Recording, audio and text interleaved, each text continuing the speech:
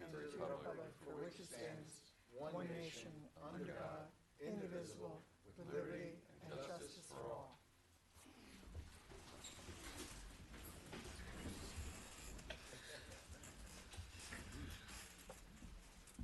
Good evening. As you can see, we're a little short-staffed tonight. Sergio's been cutting back on the pay, and people decided to sick out. We do have 3 members, which is a quorum. However, Mr. LaScala, to my right, is going to be leaving to meet a new member of his family tonight at 9 o'clock, his 6th or 7th great-grandchild? 7th great-grandchild. There you go. 2 weeks old. So congratulations to the family. All right, we'll get right into it. Correspondence, we have some late-breaking stuff. Anything anybody wants to discuss at this point? What did the town board decide to do on that Kear Street property? This is the, The one where the air conditioning I think unit there was a, was supposed to be on the roof? yeah, and there was then- a memo.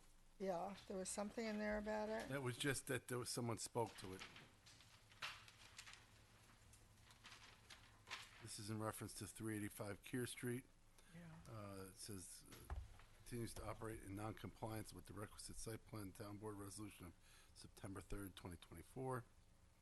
And it just goes state and fact. Is there anything that needs to be taken action at this point? We're waiting for them to submit an application to amend their site plan. I believe they're tentatively on your agenda for the next meeting, right? So, Okay, so we'll wait to see what that Good. brings. Okay. Anything else in reference to correspondence? All right, excuse me, of the meeting minutes of July 14th, 2025? Any corrections, additions? I didn't see. None I saw. Let me check the counts. Nothing from council. John, Nothing here. is there a second? So moved. All in favor? Aye. Aye. All right. Okay, we're going to move into the regular portion of our meeting. First on the agenda is the Lowe's Home Improvement. This is a public hearing. Location is 3200 Crown Pound Road. Do I have a motion to open to public hearing? Motion. Is there a second? All in favor? Aye. Here we go. Anybody here? You're on.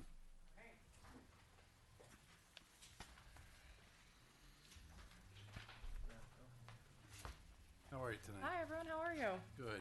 It's been a while. I was out here a couple of years ago for a project, but it's good to see you all again. Hey, if you could just state your name and who you're with, Yeah, Alexandra Weinhold, Powerflex. how are you? And Natalie Will, also Powerflex. Good evening. So do you want to talk about the project? This is the public hearing? Certainly. So this is a proposed rooftop solar array. It's about 750 kilowatts. That would be installed beginning this winter on the Lowe's rooftop, and essentially be primarily or exclusively offsetting Lowe's existing energy load. And this application's been in front of us quite a few times at this point. And I know the town board just looked at the solar project or the solar code. There's no issues with this. No. I think as we've discussed many, many times during it, this is the kind of solar project that we want to see on the existing roof. That being said, this is a public hearing. Anybody from the public want to comment on the application in front of us?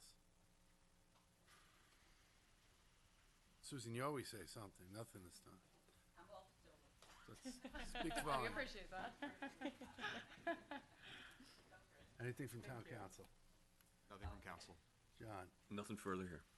Motion to close the public hearing? anything from the board? All right,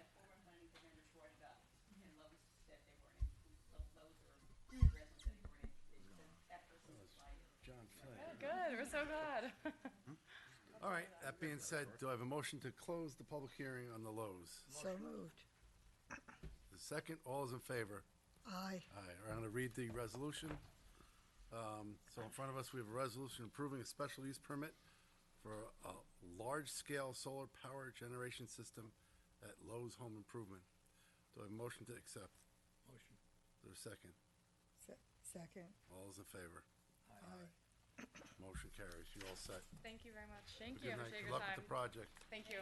Very nice work. Thank you. If only every public hearing went that way.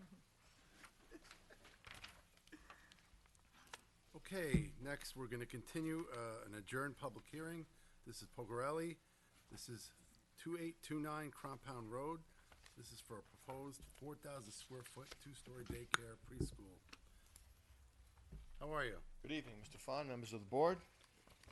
We're here to continue our public hearing. I'll just be very brief as a recap of where we are at this point. The Poggio Reales are proposing the construction of a 2,000 square foot addition to an existing building at 2829 Crampon Road for use as a daycare center. They're relocating their existing daycare center to this facility. We've been before the board a number of times over the past year.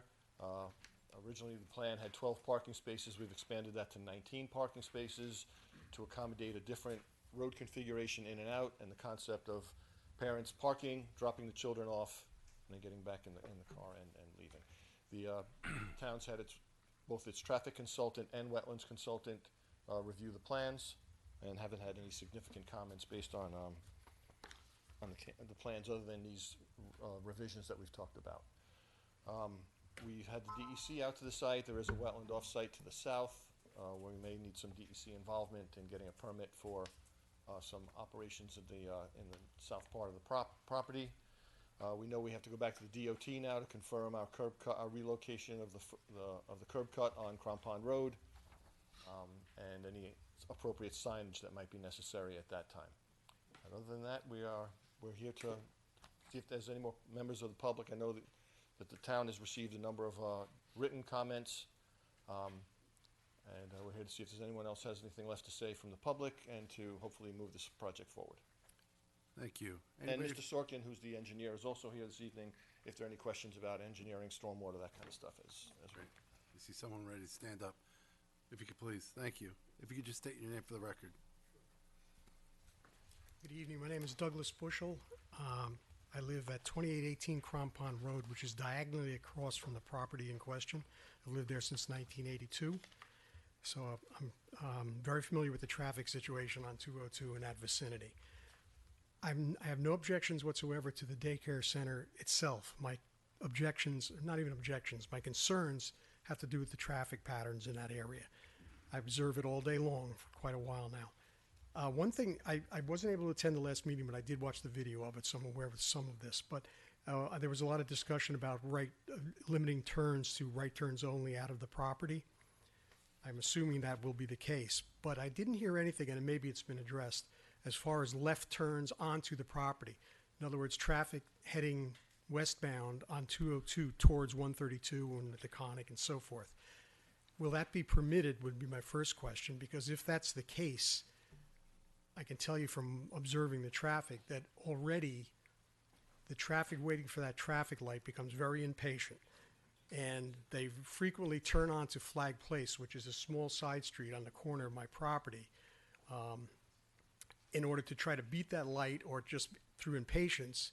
They then proceed down to Loxley, which is where the fire station is, make the left, and then onto 132, which is another questionable intersection. So that's my first concern. Also, the result of that additional traffic and the backup just adds to the noise and pollution and everything else that goes along with it. The other, and again, it's kind of along those lines. I'm concerned with if drivers are restricted to only making a right turn out of the property, those who wish to head back towards the Taconic Parkway are going to have to go up, either make the left onto Flag, which would be difficult, or go up to Springhurst, which is at the entrance to the high school, and make a left on Loxley, which is where Mahansick School is, proceed down to 132 and make another left to head back to 202. I don't know if there's been any consideration to all that additional traffic. Loxley right now is a problem because the drop-off traffic in the morning, the parents line up on Loxley to wait an opportunity to go into the circle and drop their kids off at the school, and then they have to come out of there also. So any additional traffic going on to that property, going onto that route at that hour of the morning is putting a lot of extra load on Loxley, which is already pretty congested. again, the parking, I couldn't quite figure out from looking at the site plan.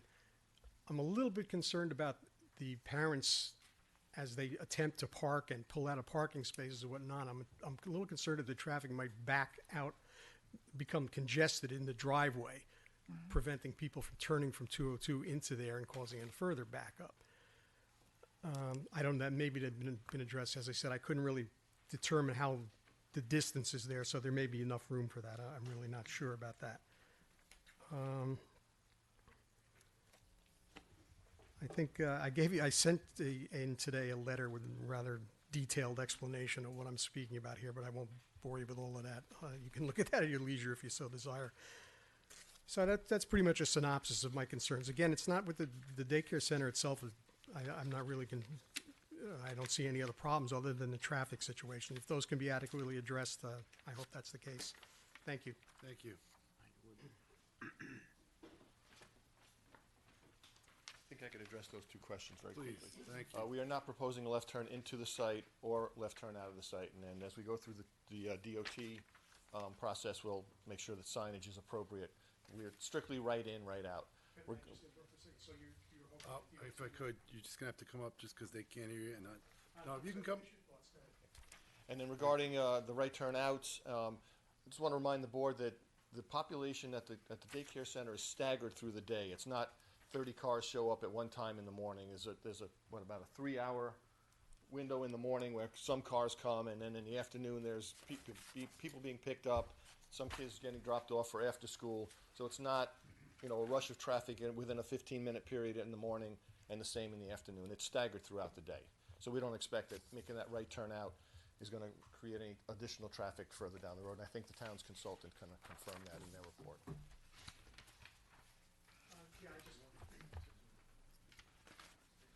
So if I understand correctly, you're hoping the DOT will prohibit left turns into the property? DOT, I know, I've heard last meeting, they really didn't weigh in on it very much. didn't again, had no objection to the left turns based on the traffic in the area, but our proposal, and that's what we're committed to do, is right turn in, right turn out only. There will be no left turns. Thank you. And just to kind of further expand on this, we do have this traffic study that was performed, dated June of 2025, which one of the main stats that I kind of saw that really stuck with me, as part of the not allowing the left turn in, that yes, there will be a rerouting of traffic along Flag, Loxley, and Old Yorktown, but the increase in traffic should only be one more car every 4 to 5 minutes, which, this guy has done a thorough, evaluation based on how many kids are actually going in and out. So, in my opinion, that has a relatively negligible true impact. So yeah, I think that's. It's existing too. Please, public hearing. I'm a little doubtful of that survey there because I watch the traffic on Flag all day long, and people already use it as a cut through from Loxley. Parents, people who, again, as I mentioned, trying to either avoid that light or just hurry through that intersection, already use it. And Flag, Flag is a small residential street with a bus stop at the end of it. A lot of kids on that block. Any further traffic on that is hazardous to my mind. Thank you. Please. How are you tonight? My name is Catherine Fader, and again, I live right at the corner of 132 and 202. 2594 Old Yorktown Road is my address. I did speak last time, but I'm just going to reiterate and acknowledge, and I went home and spoke to my husband about the hearing, and he brought up some really good points, one of which was, if you don't allow left turns, what is the rerouting going to be? So if you're coming west and you can't turn left, first of all, I would want some guarantee that people couldn't turn left, because just because the signs say they can't, they probably will try. So there would need to be some kind of barricade, or the curve into the property needs to be such that a left turn cannot be made into that property. Secondly, what they're probably going to do is turn left at the tennis courts, right at that corner. So they're going to stop traffic so they can make a left turn And people are still going to be angry because they're going to be making a left turn into the tennis courts to turn around and come back. So, I mean, I think there really has to be some thought here. I mean, we do, and okay, the DOT says what the DOT says. Does that report say how many accidents have occurred at that corner in the last 5 to 10 years? Because I live at that corner, and I would say at least 20. So, you know, it really concerns me that people are going to be turning in, that people are going to be stopped. And maybe it'll be staggered. I could see it more staggered in the afternoon. But in the morning, most people do need to get to work between 7 and 9. So there is going to be some intense traffic that's coupled with intense traffic, people going to the high school. As I said, I always had to go around the block, and I do apologize because we do cut through on Flag sometimes. Because I have to go around the block, I would go all the way around to take my kids to the high school. I mean, 202 right there is a crazy, crazy intersection. And the DOT study may be what it is, but take it from the people who live there, and we do care about our quality of life. And when people are honking and yelling and having a fit because the traffic's not moving the way they want, it does affect our quality of life. And you know, again, I'm all for a daycare center as well, but I just don't think it's an ideal location. And what I would want as a guarantee is, if you approve this, is what is going to be the enforcement on the left-hand turn? Like, if it's still happening, what do I do? Do I get to call, do I call 911 and say, people continue to turn left? Is it going to be enforced? I mean, can you give us any kind of guarantee on that? And the other thing is, you mentioned that this new building that was built was 2,000 square feet, but it's 4,000 square feet. The footprint is 2,000 square feet, but that's a 4,000 square foot building, correct? That's correct. You said 2,000, No, so I that just was wanted. in the beginning of just the announcement for the. Right, but I just want that to be accurate. It is a 4,000 square foot it is. building. So that's a 2-level building, and I don't know if the neighbors who live directly to the south, they did make a comment at last, and I can't speak for other people, but that's gonna change their view of the park and their view of everything. So anyway, and I'm a little concerned about the creek that runs through there, but I know you're looking out for that. So thank you for listening. Appreciate it. Thank you. So the only guarantee I think we can give for traffic enforcement is our excellent Yorktown Police Department, who is always out doing their job very well. In respect to the traffic on the roadway, it is a New York State roadway. Those roadways are generally designed for that type of traffic. For the process and procedure here, if we could just get the owners to get up and to explain the process of drop-off and. Well, we are gonna have signs, Right, right turn in, right, right right, turn out. So, right. I mean, we can't control. I did submit a detailed breakdown of how many kids get dropped off between the time periods. I didn't bring it with me. I just assumed that you guys would still have a copy of that. I do have parents that I see that are here to speak about what drop-off is like. I never have more than 2 to 3 families dropping off at any given time in the morning, and it's the same in the evening. I think that you've gotten quite a few letters from the families that come to Little Learners stating that fact, that when they come in the morning, there might be one other family there at drop-off. It's not a huge, chain daycare center. It's a small family-run daycare center, so I don't have, the traffic that they're thinking that are gonna be brought to 202 in that area. And the daycare center is already located on 202, a mile and a half down the road. So if anything, it's going to cut down how long my parents are actually on 202. It's going to get them on and off a lot quicker because they're traveling from Yorktown into Cortland Manor right now. And also, it's the same families. It's not like she gets new families every week. It's the same amount of children each school year. And she can direct them that, it's a right turn in, right turn out. I'm sure they would respect that because, they would want the school to run correctly and the people to get in and out of the parking lot. It's not like she has new people every 3 days and it's all Scattered and all over scattered. the place. She has dedicated families for months on end. So they would know the way to get in and the way to go. We'd make that clear. She could actually make that in a contract too. You have And to I write understand in, their and I get that concerns too, yeah. about where they're talking, because my children went to Yorktown High School. They grew up in Yorktown as well, so I do know that. But unfortunately, 202, no matter where it is on 202, you're faced with the same thing, the traffic lights and all that. So My point being that my family is traveling from Yorktown. They're taking 202 regardless. They're passing the same exact area. They're just going further down the road to get to me where I am right now. Thank you. Public hearing, please. And we got someone else in the back that wants to speak. Am I correct that you're currently located, is that the Parkside? Mile and a half up the road. Parkside Corner Shopping Center. I'd like to point out, Parkside Plaza, there are left turns from 202 there. It's a circular driveway where the traffic, parking lot, where you can pull in, stop, and pull out the same way. But there are left turn lanes there.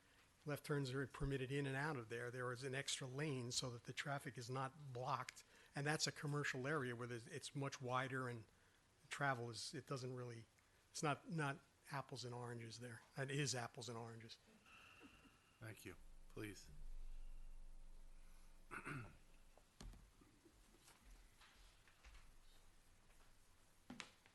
Hi, good evening, everyone. I'm a parent that has a child at Little Learners.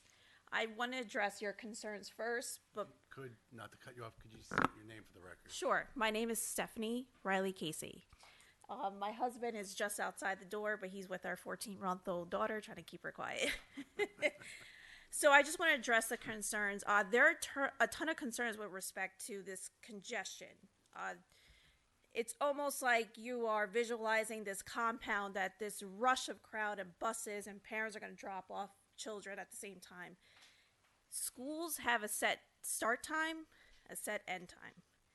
Daycare is completely different. And I will say everyone here can agree with me that 202 is a main artery in our community. No matter what time of day, it's always congested. And with respect to the left lane turn permitted outside of the current location where Little Learners is, you cannot make a left-hand turn during rush hour. You always have to go right. And you always have to go right and take back roads.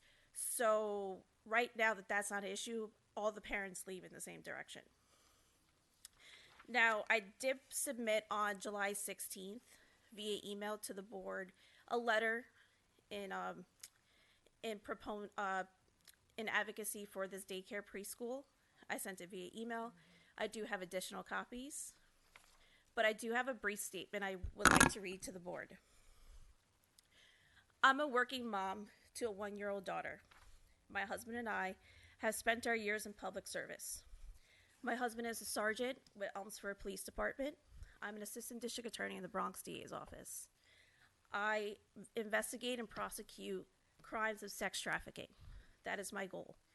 I have witnessed countless items of child abuse in my 10 years of a career. I will say the most important thing when you have a child is safety and trust. You cannot put a price on that. When it came to choose a daycare for our daughter, we weren't just looking for childcare. We were looking for a safe, loving, nurturing environment. And that's what we found with Little Learners. From her first words to her first steps, they've been a part of every milestone. And I will note, Little Learners is one of the very few centers in this area that offers infant care, something working families like myself cannot go without. The proposed location is safe, organized, and already a community gathering place. As you noted before, Yorktown Police Department, I'm sure, could put measures in place for the safety on the roads and traffic congestions. Safe, high-quality infant care is not a luxury, it is an essential. Approving this site means more families can have what mine have: peace of mind, stability, and the best possible start for their children. I urge you to approve the daycare and preschool center at 2829 Compound Road. In doing so, it will allow Little Learners to continue to serve and strengthen this community. Thank you very much. Thank you. And thank you and your husband for your service. Please.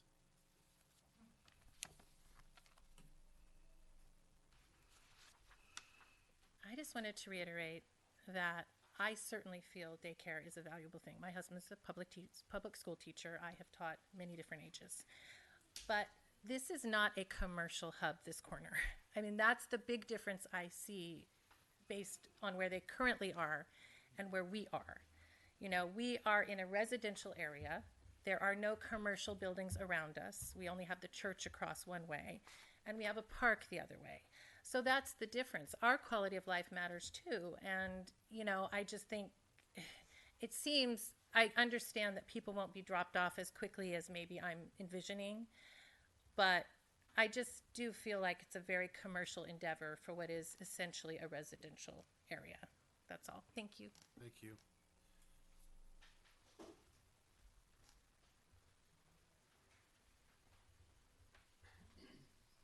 Good evening. My name is Stacy Lanier. I live over on Hedge Street, right by the Crampon, Elementary School, and I'm here because my daughter is a student at Little Learners, and I just want to strongly encourage you to approve their application for a daycare center. I hear the concerns that are raised. I want to address a few of those. And I actually wish my mom was here because she's always like, did you meet any other parents at daycare? No, Mom. Like, I never see any other parents. I drop off on my way. I'm a teacher. I drop off on my way to school, and then I pick up on my way home from school. And one thing that's nice, my younger sister also has a daughter about a year younger than mine. She goes to a commercial daycare. Their hours are 6 a.m. to 6 p.m. She could drop her daughter off at 6 and pick her up at noon, and she's still paying the same amount. And that's not the case at Little Learners. So as parents, we really set our hours to what we need them to be. And I see maybe one other parent at daycare when I pick up, but oftentimes it's just my daughter that I'm picking up. And it's a quick thing. Oh, hi, how was your day? Good? Excellent. All right, thank you. See you tomorrow. Because they also provide notes that'll say, like, this is what they need. We don't have these 10-minute long conversations because we know, like, I have to get my daughter home. You have other kids you have to care for. So it's in terms of congestion around timing, I don't see that being the case. In regards to traffic, I teach over in Katona, so I'm always taking 202 to work. And I hit the high school traffic. It doesn't upset me. I expect it to be there. I'm not in a rush because I know that if I leave my house at 7 versus 7:10, like the difference. So I don't really see that being a huge issue. And in regard to like the enforcement of the left turn, that's going to be parents who are prioritizing their children's safety. I mean, if there's a sign that's telling me not to make a left turn, I'm not going to do it, but especially not with my daughter in the car who could, God forbid. So those are some things to keep in mind. I had said to my husband when I first learned of the location, like, yeah, I would make the right in, I'd make the right out, and hey, you know what? Now I can go run some errands. Now I can make an afternoon trip to Uncle Giuseppe's. Excellent, because I'm on my way there anyway. And, this isn't a commercial business. It's not like a large institutionalized daycare. When I was calling, and as the other parent said, and we've never met, so never seen you before. Now I lost my train of thought. Sorry. I'll blame it on this one. So it's not, a large commercial institutionalized daycare. It's a small local family-run business, and I would think those are the types of businesses that we want to have in Yorktown. When I was first searching for daycare, which, you're stressed enough about becoming a first-time parent, and then you start calling different daycares thinking like, okay, well, I would love to be a stay-at-home mom, but I can't afford it in this economy, or I probably couldn't afford it in any economy, but I have to send my children, and eventually will be two, to a daycare and to a place that I trust. And there were some of the larger institutionalized daycares that, you get routed to a call center. And then they, it's kind of like when you call the doctor, and now instead you never get the office, you get a call center in North Carolina, and it's like all these calls back. No, when you call Little Learners, you get right to them. These other places, you leave a message. Oh, I'm interested in the facility in Yorktown. No, not the one on Long Island, whatever. And it's really nice to be able to support a business like that. And I have to say, as a teacher, it's important when I'm at work to be able to focus on my students. Those are other people's children, and they care about them deeply. They are their first priority. And I'm only able to focus on them because I feel 100% at ease when my daughter is in the care of the staff at Little Learners. And the thought of them being able to create this center based on all their years of experience and say, this is what will work really well for the kids. And many of these children who will be future Yorktown students, who you want to have a strong foundation of education, the idea that they can create this facility that will best suit the needs of the kids is really exciting to me.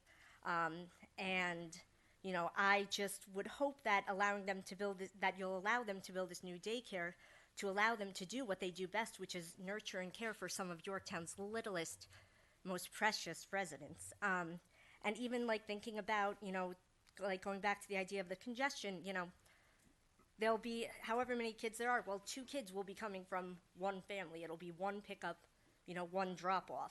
I know there's other daycares in the area where they have certain traffic rules. And as was previously mentioned, many other daycares in the area just don't offer kids. You have to have an 18-month-old. And many people cannot afford to stay at home until their child is 18 months. They need that daycare right away. And that's something that we can get from Little Learners. So I would hope we welcome them into Yorktown so they can continue to serve our kids best. Thank you. Thank you. Anybody else from the public? No one? All right, so we've done site visits out here. We've been looking at some time. John, if we could just go through the procedure here tonight. If we close the public hearing, we would then move towards seeing this in some work sessions to work out all the details of this. That's correct. So even after tonight, we close the public hearing, there's still work to be done on the project, as we witnessed from some of the comments also from our town engineer. I will say we got a bunch of emails in favor, some opposed, which again always revolves around traffic. I'm quite confident in our Yorktown Police Department and their ability to do their job. I do understand the congestion on Route 202, as I live also in Yorktown, as does everybody on this board. So we see it all the time. There are things being done in place by our excellent Yorktown board to kind of improve some of these things, but sorry, just got a text to remind me of something here. This is approving site plan, not special use for daycare. That's ZBA. So yes, there's 2 different boards also looking at this. So in reference to the application in front of us and the public hearing, are there any comments from the board? None. I have a motion to close the public hearing. Motion. Is there a second? All those in favor, aye. So we'll close this public hearing and then move on to the work session to hammer out the details for the project. Appreciate everybody who spoke tonight and your involvement in Yorktown. Thank you very much. Thank you. Have a good evening. Thank you. Thank you, Robin.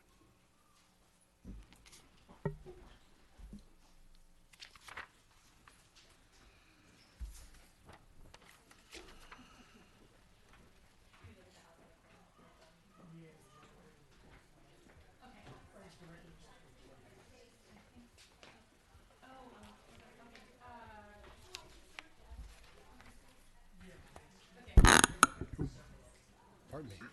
I was waking everybody up.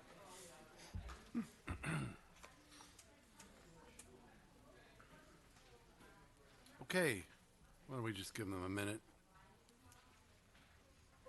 Oh, door is closed. Next, we have Toll Brothers, locations 2302 and 2448 Catherine Street.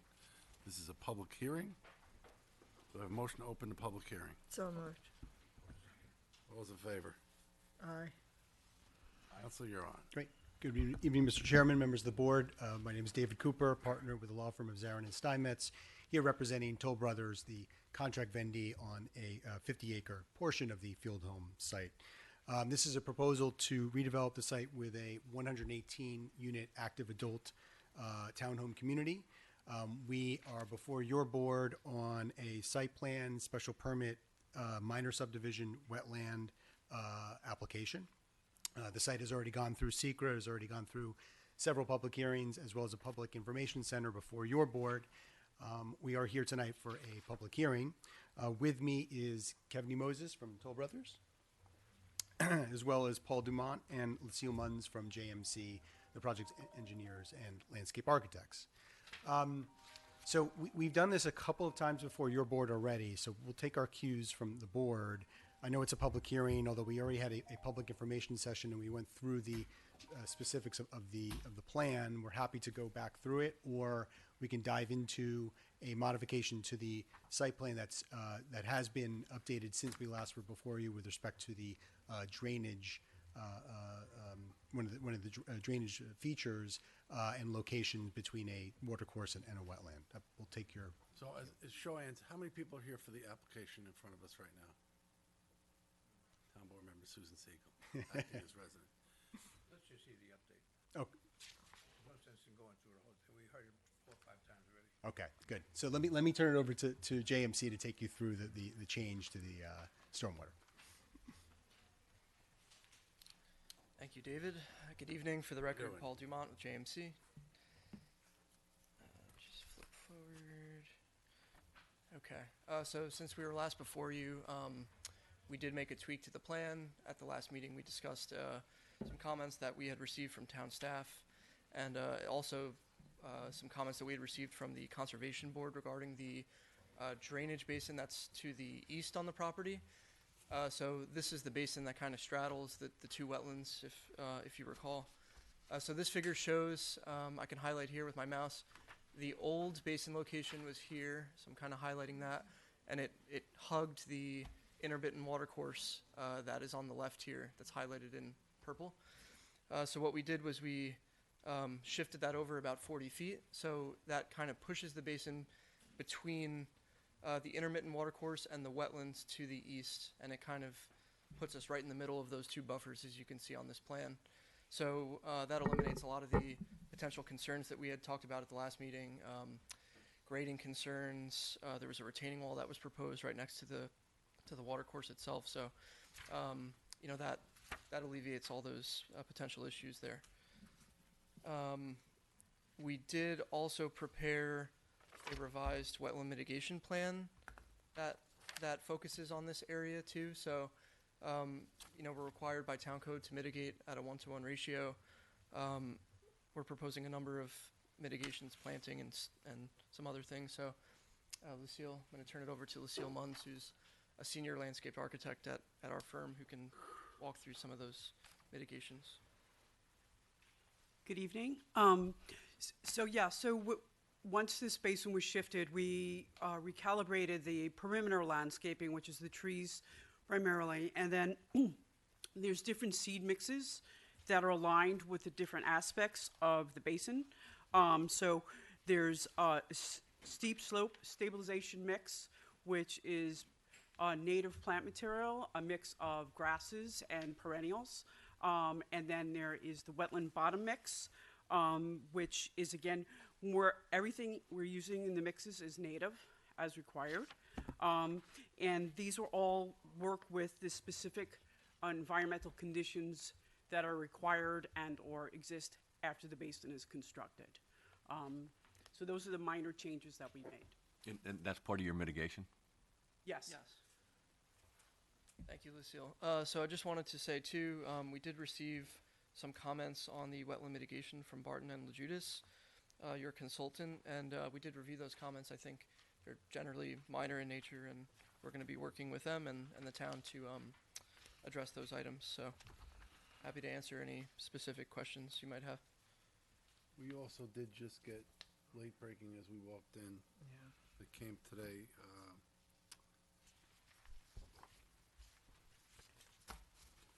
From the Office of the New York State Attorney General. Have you had this? Yeah, the Watershed Inspector General. so you saw Yes. this? Yep, we did see those. All right. I have not gone through the whole document yet. Is there anything that we need to take note with this, or?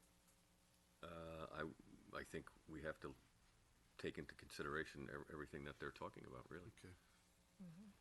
And Well, we're not going to close the public hearing tonight, are we? I have a question for you. Yeah. I'm sorry. Go ahead. I have a question for them. Oh, I just asked whether or not we were closing the public hearing tonight. I think We're not that's to going to be do that. determined. Right. So your mitigation, you say, is more than the 1-to-1 ratio? I think when you do the calculation, we're slightly above a 1-to-1 ratio. Okay, and so is that pursuant to wetland intrusion only, or is it wetland and buffer? Is there a breakout of that? Yeah, there's only buffer disturbance. You've only intrusion into wetland buffer, so you are creating buffer at a rate of more than 1-to-1. Is that Correct. Yep. correct? Yeah, that's correct. I did notice on one of your sheets that you talked about invasive removal. Can you explain where you'll be doing invasive removal, and is it extra to the areas that you're doing your mitigation and extra to the areas that you are impacting the buffer area? Sure. Well, yeah, I think the idea was, and I know that was one of the comments of the consultant that we need to address, and we need to identify that a little bit better on the plan. But I think the idea was to focus the invasive removals in the area of the wetland work and the buffer disturbance. So you're not doing any sort of improvement to the wetland area that is to the east? No.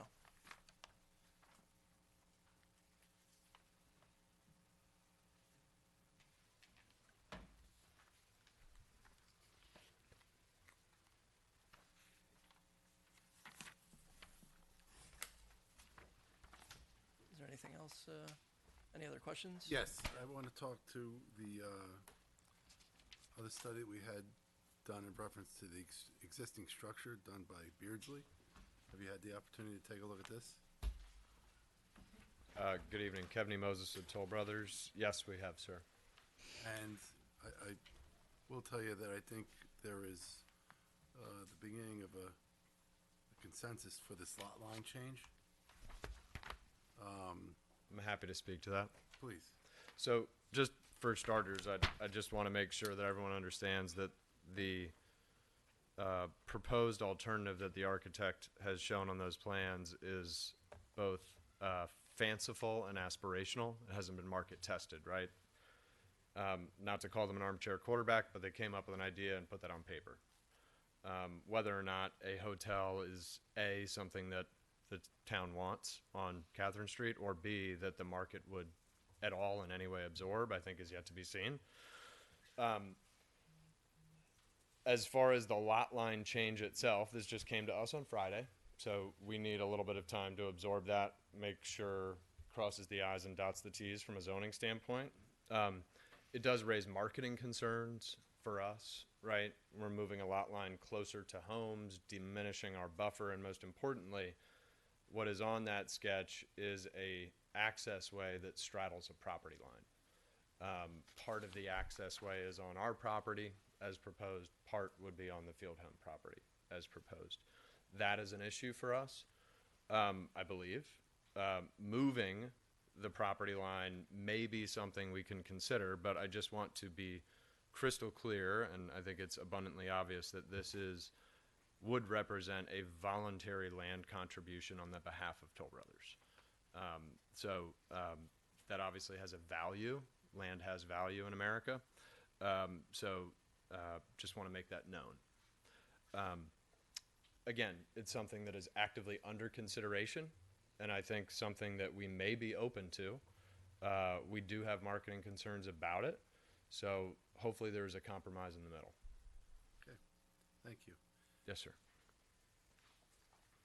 Any other questions from the board at this time? I had a couple. I see option 6. What would the bungalows be used for?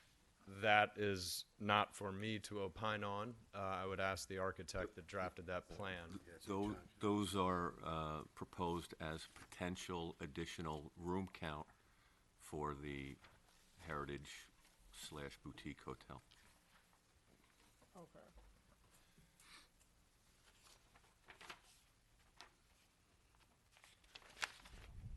Can you talk just quickly to the consultant what they were hired to do? About the consultant? What they were hired to do. Okay. I'll go through the history of the whole thing. Perfect. Okay. So, Field Home the Field Foundation has gone through several iterations of site plans and differing projects over the years. At one point, they had an approval for an independent living facility of, I think, in the neighborhood of 130 or so units, or maybe it was 110 or something like that. It was in the vicinity near where the field home is, and it was a single building at that time. They are in the RSP3, which is the continuum of care, so you have the ability to do independent living, assisted living, and memory care, and nursing home, and that was their goal. They were not successful in the independent living on 2 occasions, but the last approval was for this project that I just mentioned, and part of that approval was the retention, preservation, and reuse in some manner of the field home mansion.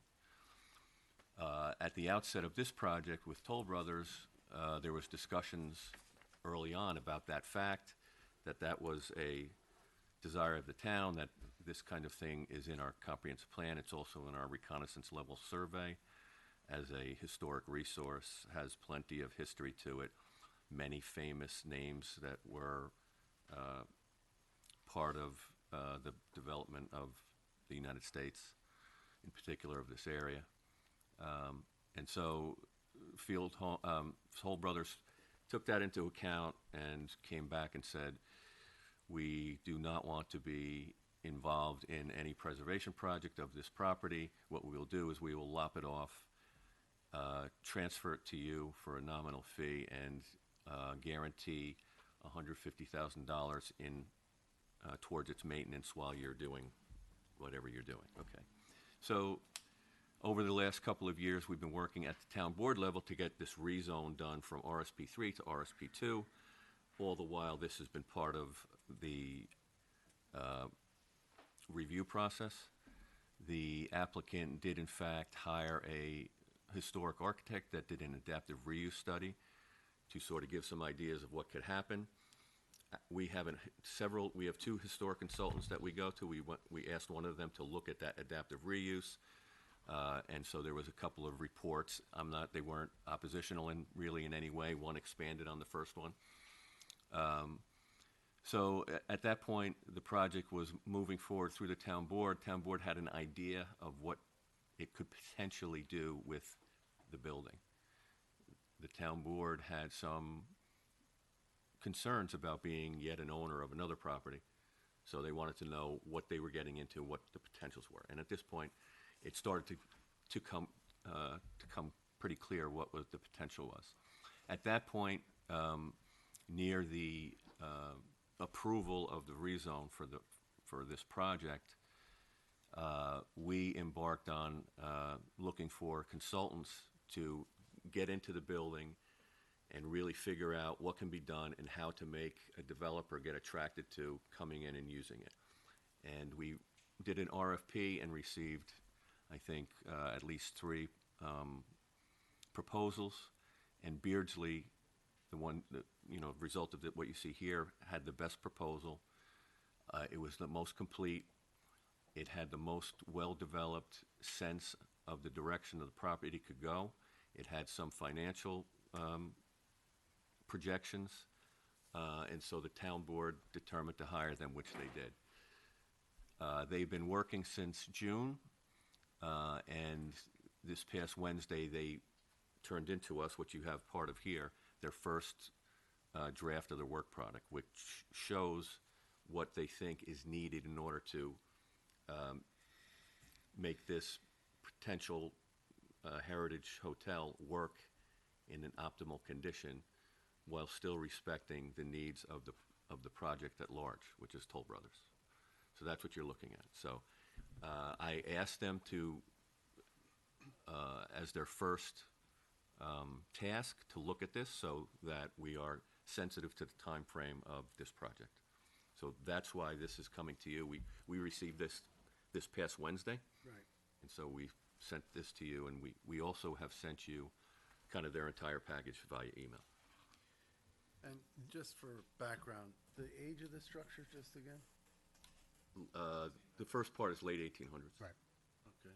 And outside the bungalows that were part of the idea that they shared, this structure is currently on the site. Currently what? The structure as it is shown on the plan. Yes, that's representative of the existing condition. All right. What I would add, two things. One is the architect certainly didn't reach out to Toll Brothers and coordinate whether or not whatever's being proposed or visualized there would marry with what Toll Brothers has been proposing and already has a neg deck on that's before your board. And so, yes, while we still need to take a look at it and see whether or not moving the lot line is feasible and viable and can be achieved with this project, remember, the proposal before the town is what you're looking at in front of you, which is where the line was initially drawn. What the architect then did, I guess, as of Wednesday or whenever it was, and we saw it, I think, on Friday, was then sort of keep on, continuing to extend it in these bungalows. This is all new information, and so all we want to say right now is we got to take a look at it, but you need to make sure that you've got a partner in this, which is the landowner itself, or contract vendee, but still Toll Brothers, to make sure whatever's being proposed actually works with the dog here, not the tail, which is the townhome project. And we completely appreciate that, and we do also understand that land has value. As the owner said, because this is the United States, I think part of the thought was that and again, I know you just got this and everybody needs time to absorb it, but there could be the potential of an emergency access, a second to the development, which I know our police and fire departments and first responders really appreciate. But yeah, let's give you guys some time to absorb this. And just for purposes, so this went, if I could, just so that anybody here who's watching, John, this went to the town board. It's been with the town board for some time, right? So there were public hearings. This was vetted out. What purpose did the town board have when they looked at it, and why are they sending it to us? Purpose for the field home with mansion? The Toll Brothers application. Why is it now in front of us, just so people understand? The Toll Brothers application is the action in front of the town board was a rezone. And when you have an applicant requested rezone, there has to be some data giving in order to determine whether that rezone makes sense for the town. And that is site planning, concept plans, so on and so forth. And any of the parameters that are pertinent to that decision-making process. So that's why you're seeing it. So once it goes through the town board, which you were an involved agency during the secret process, which you did receive several referrals and several presentations, once that decision is made, it comes to you for the site plan approval, which you have a duty to look into in all the depth that is needed to make the proper site planning decisions and subdivision decision, in this case, required under our laws and the state laws. Just for purposes of the public. And just to add on to what Mr. Cooper said, of course, this is new information because that is the timeframes that was necessary in order for this to happen. So, for instance, if we had a question about people walking through the development and we don't see sidewalks or paths or anything, is that something that we would then bring up now? Along with wetland mitigation and tree mitigation, pedestrian access and movement, and any access and movement is pertinent to the site planning process. So it's our obligation to look at that at this point? Yes. All right. Just for the public. There's a lot to look at here. I think the applicant does want to absorb what was submitted tonight. One other thing, if I might add, to interject before the thought is lost. And this consultant of ours, Beardsley Architects, in their data to us and their schedule did include a potential meeting with Toll Brothers, so they have already thought to do that. So, Wait, we haven't seen any of this. of course, you haven't seen anything yet, Mr. Cooper, because we have been struggling to keep up with you, as we said we would do. And so the offer for the meeting is there by that by our consultant, who brought that up on their own, which is what I want you to know. We think it's a good idea. Certainly, we think that it should happen quickly because yes, we know we're pushing and we appreciate it. The issue we're having with Beardsley, of course, is that whatever is being proposed needs to comport with what we're proposing. So let's have that meeting ASAP, definitely. Yeah. Right. In terms of moving forward, this is I think the third or fourth public hearing, and certainly probably the 10th or 12th public meeting we've had. We would request, just like you did with the last applicant, to close the public hearing on this, keep us open on the work session, because we can go through the technical comments that you've received, because we're ready to respond to those and continue to move this along. I object to closing the public hearing at this point. As I recall, when it was requested to be put on in August, knowing there would be additional information, it was represented there would be no objection to adjourning the public hearing if necessary. Well, we can close the public hearing and do everything we need to do in a work session. There's no sense in keep dragging this thing out. Well, I think there is a lot to absorb here, and there is, the applicant has gotten this, pretty much dropped in their lap this week or today. I do think there's a lot they gotta take a look at.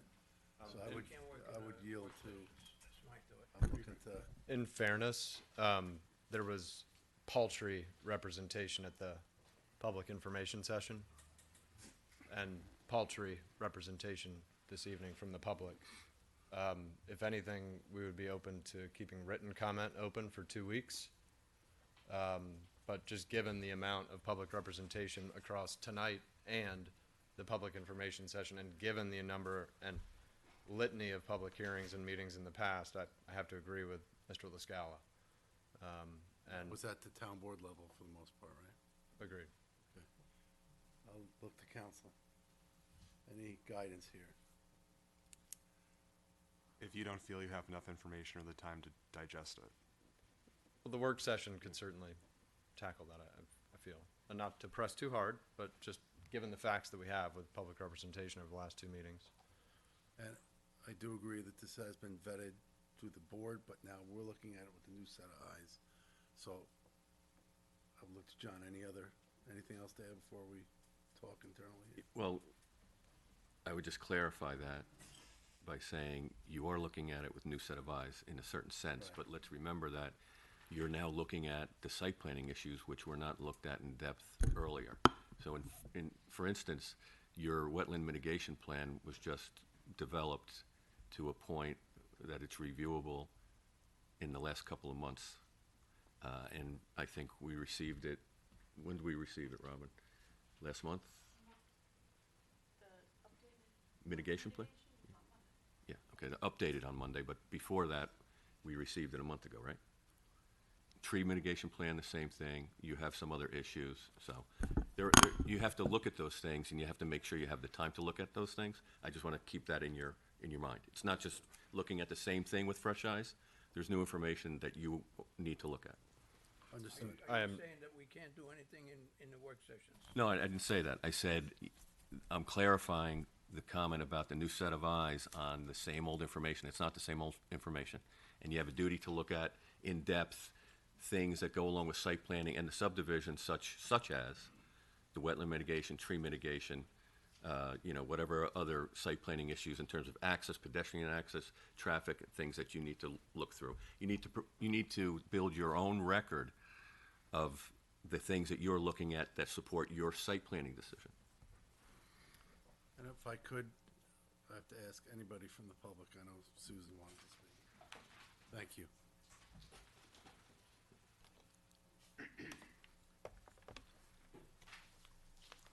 Good evening, Susan Siegel. My comments are as a member of the town board, but I am not representing the town board. These are strictly my own comments, and I want that understood because I'm going to comment based on information I have received as a town board member. Two very separate issues. On the field home, this is the first time I've heard that last Wednesday the town received Beardsley's thing. As a town board member, I haven't seen them. All right? I know Beardsley was working on it, but I haven't received it. So I think you have to hear from the town board, because we have to look at it as a town board member to see this.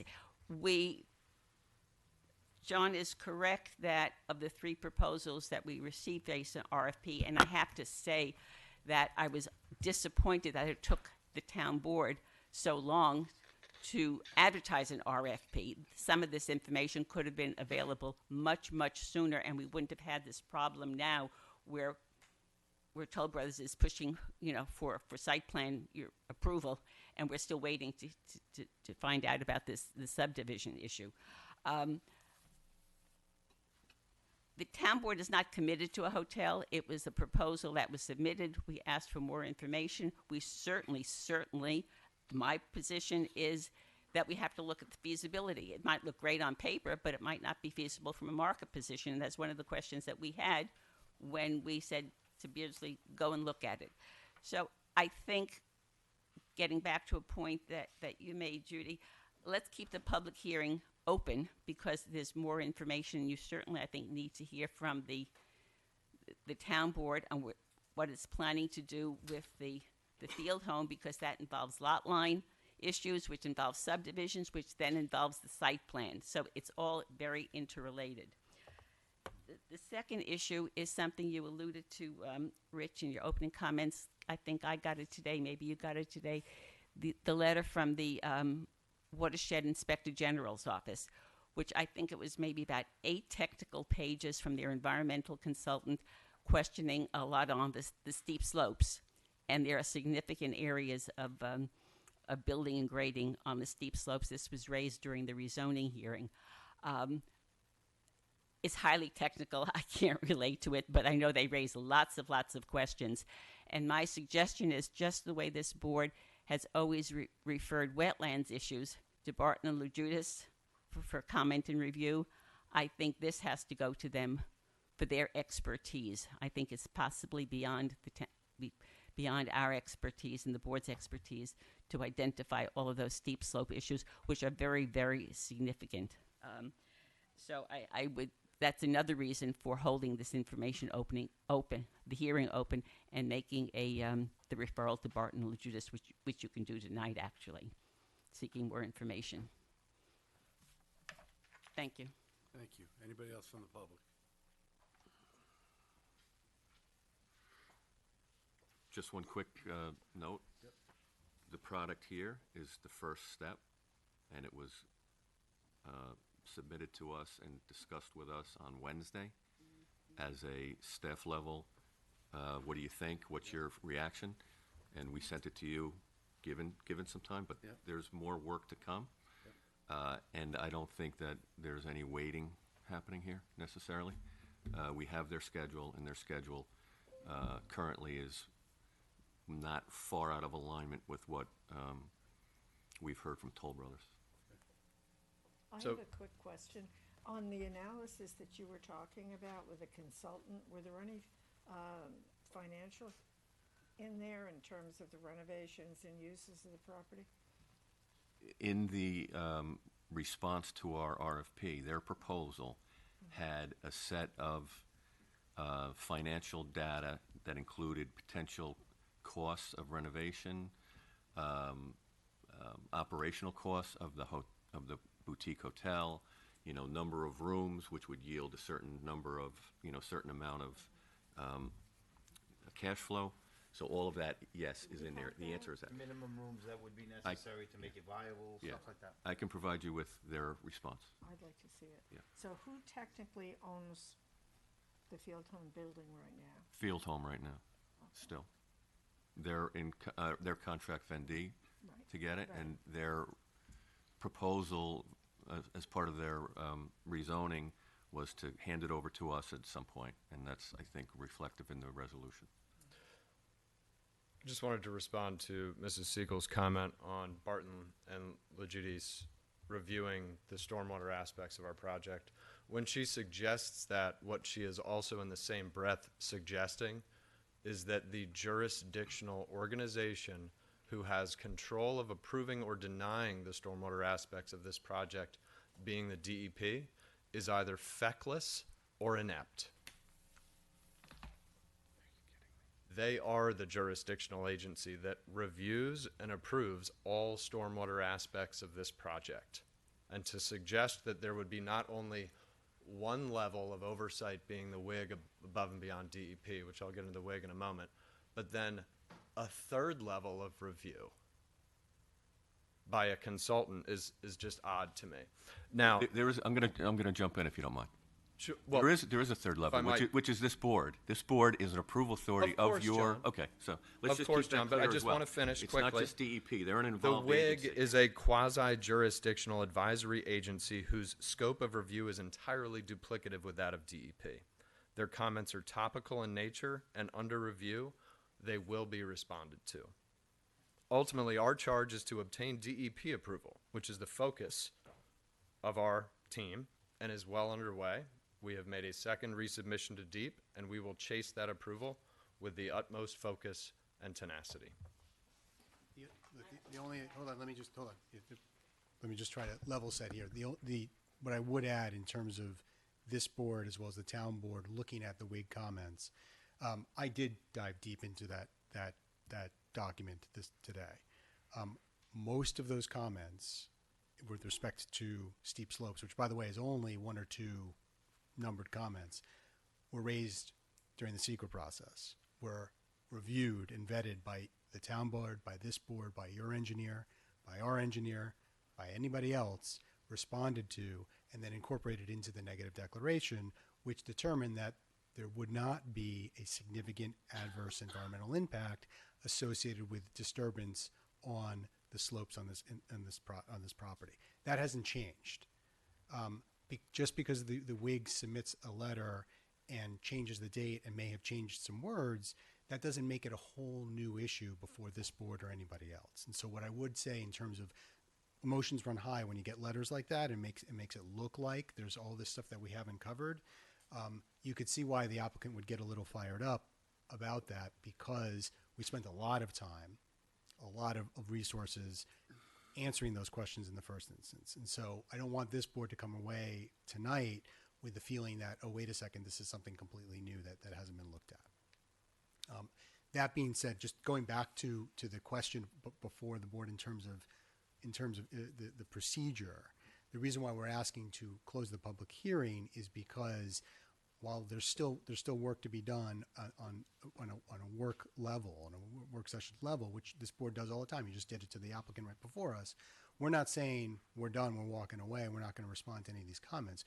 We're just saying from a procedural perspective, we would like to see the process moving forward. I understand that, and I understand how much work the applicant has put in as the town board and professional staff and outside staff that was hired.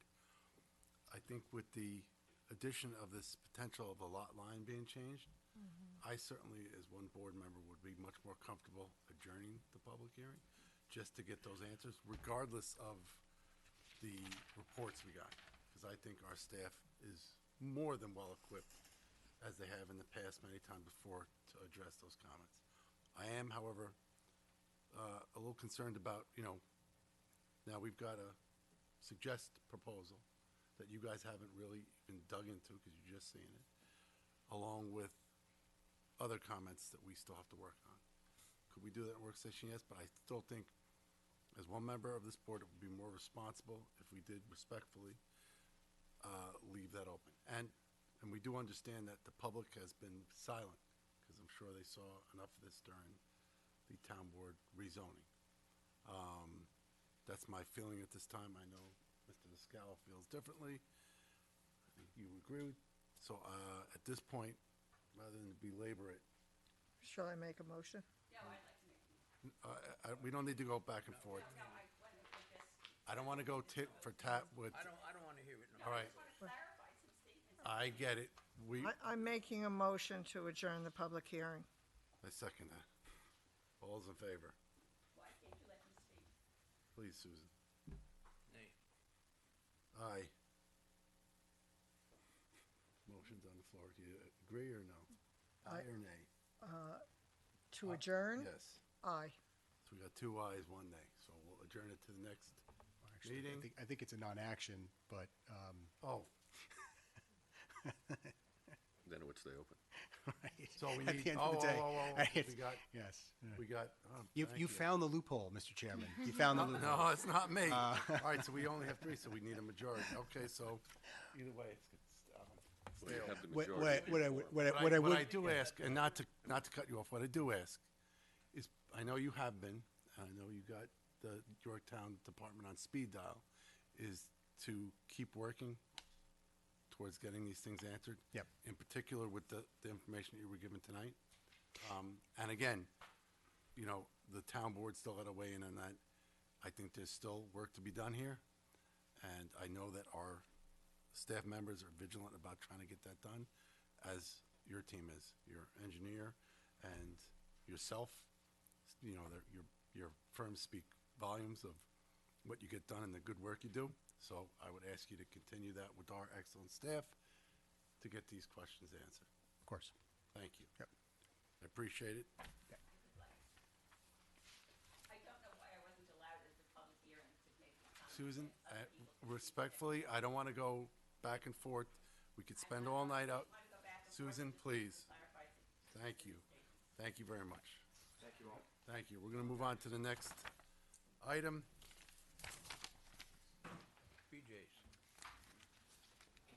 BJ's Wholesale Club Incorporated. This is a request for renewal of a special use permit, locations 3,315 Compound Road. Anybody here from BJ's? No? Okay, we'll move on to the Coulter site plan. This is a decision statement. Location is 648 and 644 Pines Bridge Road.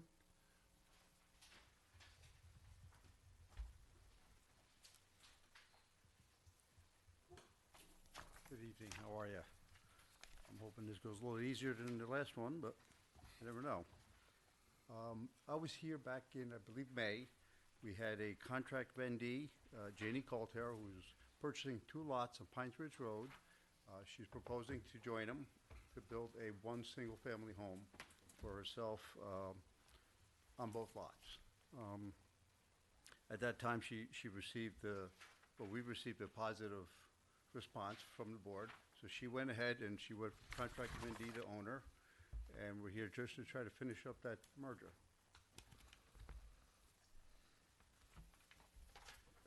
Anything we need to know in particular at this point? Well, you know, this is not an old subdivision. It was done, No. I don't know, a year or so ago. But now they want to merge the lots, which is just filing basically a new plat and then approving the new improvement plan.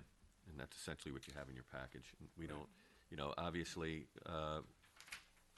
with one less lot and one less residence, the impacts that you could expect are reduced. So you don't see any issue with this. So we have in front of us a resolution approving. Have you guys had the opportunity to look at this? I have, and I have no objections to it. It's pretty much following what the old one did. On the board level, any concerns? I have none. Procedurally, can we ultimately Procedurally, I think you are, vote on it? you can vote on it. It's, you're not adding any units here, so it's actually a retraction of all of the associated impacts, and I think that you can move forward and do the resolution amending it unless you have any sense of one way or the other. objection. All right, so just vote on the reso, no neg deck, no. The neg deck's already associated with the With the project. original secret process. And in this secret process, basically, you only really have to open it up if there's additional impacts. There's less impacts, so you can move forward on the old record. So do I have to open? You have to open and to make the All right. decision, yes. Oh, okay. So we don't have to, okay. I'm sorry. He's like, yeah, no. All right, so you're all right with what we got here? The staff is all right? So in front of us, we have a resolution approving a subdivision plat, stormwater pollution prevention plan permit, tree permit for the Coulter site plan. Do I have a motion to approve? Motion. Is there a second? Second. All those in favor? Aye. Good luck. Very good, thank you. Have a nice night.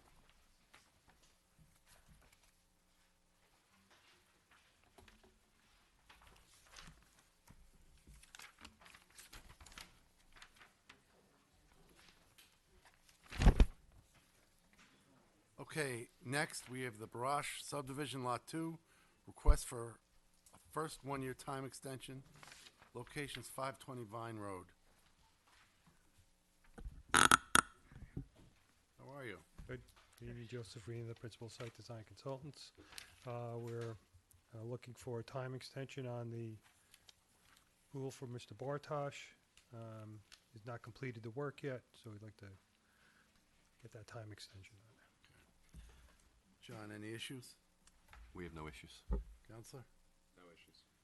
All right, that being said, do I have a motion to approve the request for a first one-year time extension for the So Bartosh moved. subdivision Lot 2? Second. All those in favor? Aye. Thank you. All set. Bingo. Thank you. Okay, next we're going to move into the work session portion of the meeting. First on the agenda is the AMS, Yorktown Active Adult Community. This is a discussion of the site plan, location 800 East Main Street. This should be fine.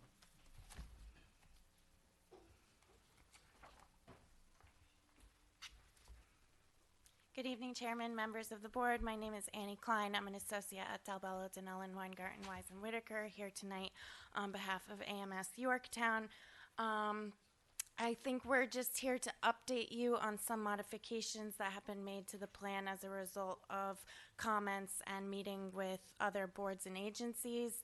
And also our traffic consultant who's here tonight to give you a presentation. So I will turn it over to my team, and I think really we would just ask that you schedule a public hearing for September. Thank you. Thank you. Hello again. So on July 30th, by the way, I'd like to introduce Allison Marino. She's one of my engineers, and she's going to be my assistant tonight. Actually, she knows more about this than I do because she worked on it. So on July 30th, we made a submission. In that submission, we addressed comments from the fire department, the building department, and the planning department. And if you want me to go through them, I can. But I'm going to give you some general changes that we made to the plan, so you understand that. The site plan was updated, the landscape plan was updated, and we provided an updated SWIP. So some of the changes that we made were subsequent to the memo we received from the fire commission. And in addition to that, last week we met with the fire chief in Mohegan and with the fire inspector and made a few other changes which are not going to be reflected on the plans that we're showing you tonight. So you want to go to that fire plan? So this plan shows the vehicle tracking for the ladder truck at the Mohegan Fire Department, which is the biggest truck that they have. And the access locations are based on what they desired for us to show. One of the first changes we made on the entry road, if you recall the last time we showed the plan, we had a median going up the center of the road. It was decided to eliminate that median and leave the road as is. It's 24 foot wide, which is comparable to a town road, and they desired to leave that alone as we have it. In the northern parking lot, which looking at this plan is the parking lot on the left there, we had to provide a setup access, so that shaded squiggly area, that's the access route for the fire truck. The area, as I said, in the northern parking lot, we needed to provide a setup area for the ladder truck, which by code requires an area 26 foot wide by 50 foot long. And the fire truck has to be no closer than 15 feet from the building and no more than 30 feet away from the building. So in order to do that, that parking that is closest to or against that side of the building, the north side of the building, had to be shifted over 7 feet to provide that, meet those dimensional requirements. And as a result, we've widened the landscape island, correct? That's in between those parking spaces there. We've, on the latest rendition, which you don't have, which is not reflected here, that parking lot to the east, which is at the top of the page, now is fitted for access by the ladder truck in addition to the northern parking area. So as far as access points go for the ladder truck, there's the northern parking lot, the eastern parking lot, there's the service drive, which is, can you point to that, the service drive? Which is right there. And from that location, they will also have access to the courtyard area, which they desire to be able to carry a ladder in and bring hoses in from that vehicle that'll be parked there. And on the south and west sides, you could see we also provide access for the fire trucks there. So the site is well able to meet their requirements. In addition to what we're showing here, and based on our meeting last week, we've identified where the fire connections are going to be on the building and relocated a couple of hydrants so that they have direct access to those hydrants without creating any kind of impedance to any other vehicles that might be needing to get to the site. Other changes that we've made, we've rotated the tennis court so that it's more parallel to the grade and it works better with the grade. The existing stormwater ponds have been regraded so that we're meeting all the criteria. Previously, it was a little more conceptual. Now they're complete. The landscape plan has been updated to provide tree mitigation, retaining wall details, and some fence details around the tennis court area in the recreation part, in the recreation area that's to the north.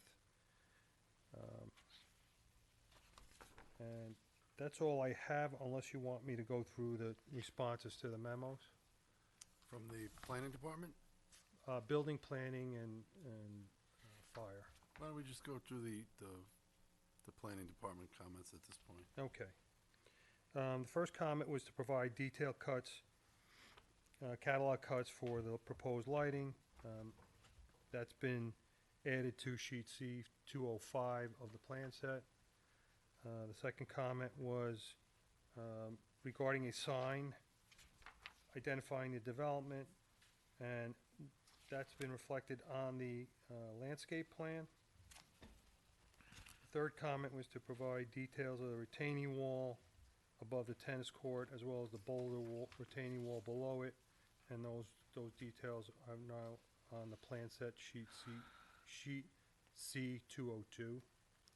And lastly, the providing details for fencing surrounding the pickleball and tennis courts, that's been provided on the landscape plan sheet SD2.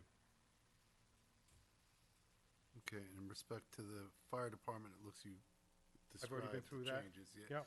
So Yep. that looks like it's in good shape. And Abaca, they have a letter here from July 23rd.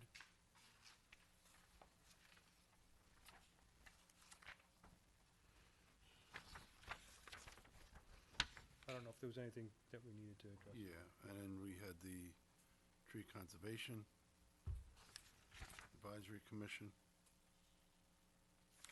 They had a letter. And the building department, that's all code information, so. That's correct. dimensions and whatnot, which we've provided. So I would assume at this point we can go to a public hearing? I think so, but I just want to remind everybody we're a little similar situation to the last one.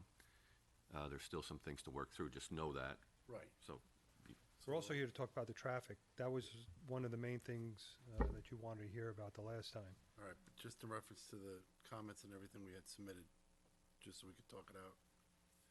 First, it sounds like if we wanted, we could set a public hearing. I think we got the time to do it. And then if needed, just like the prior applicant, we could adjourn it, hold it over. Okay, traffic. Okay, Peter, you want to?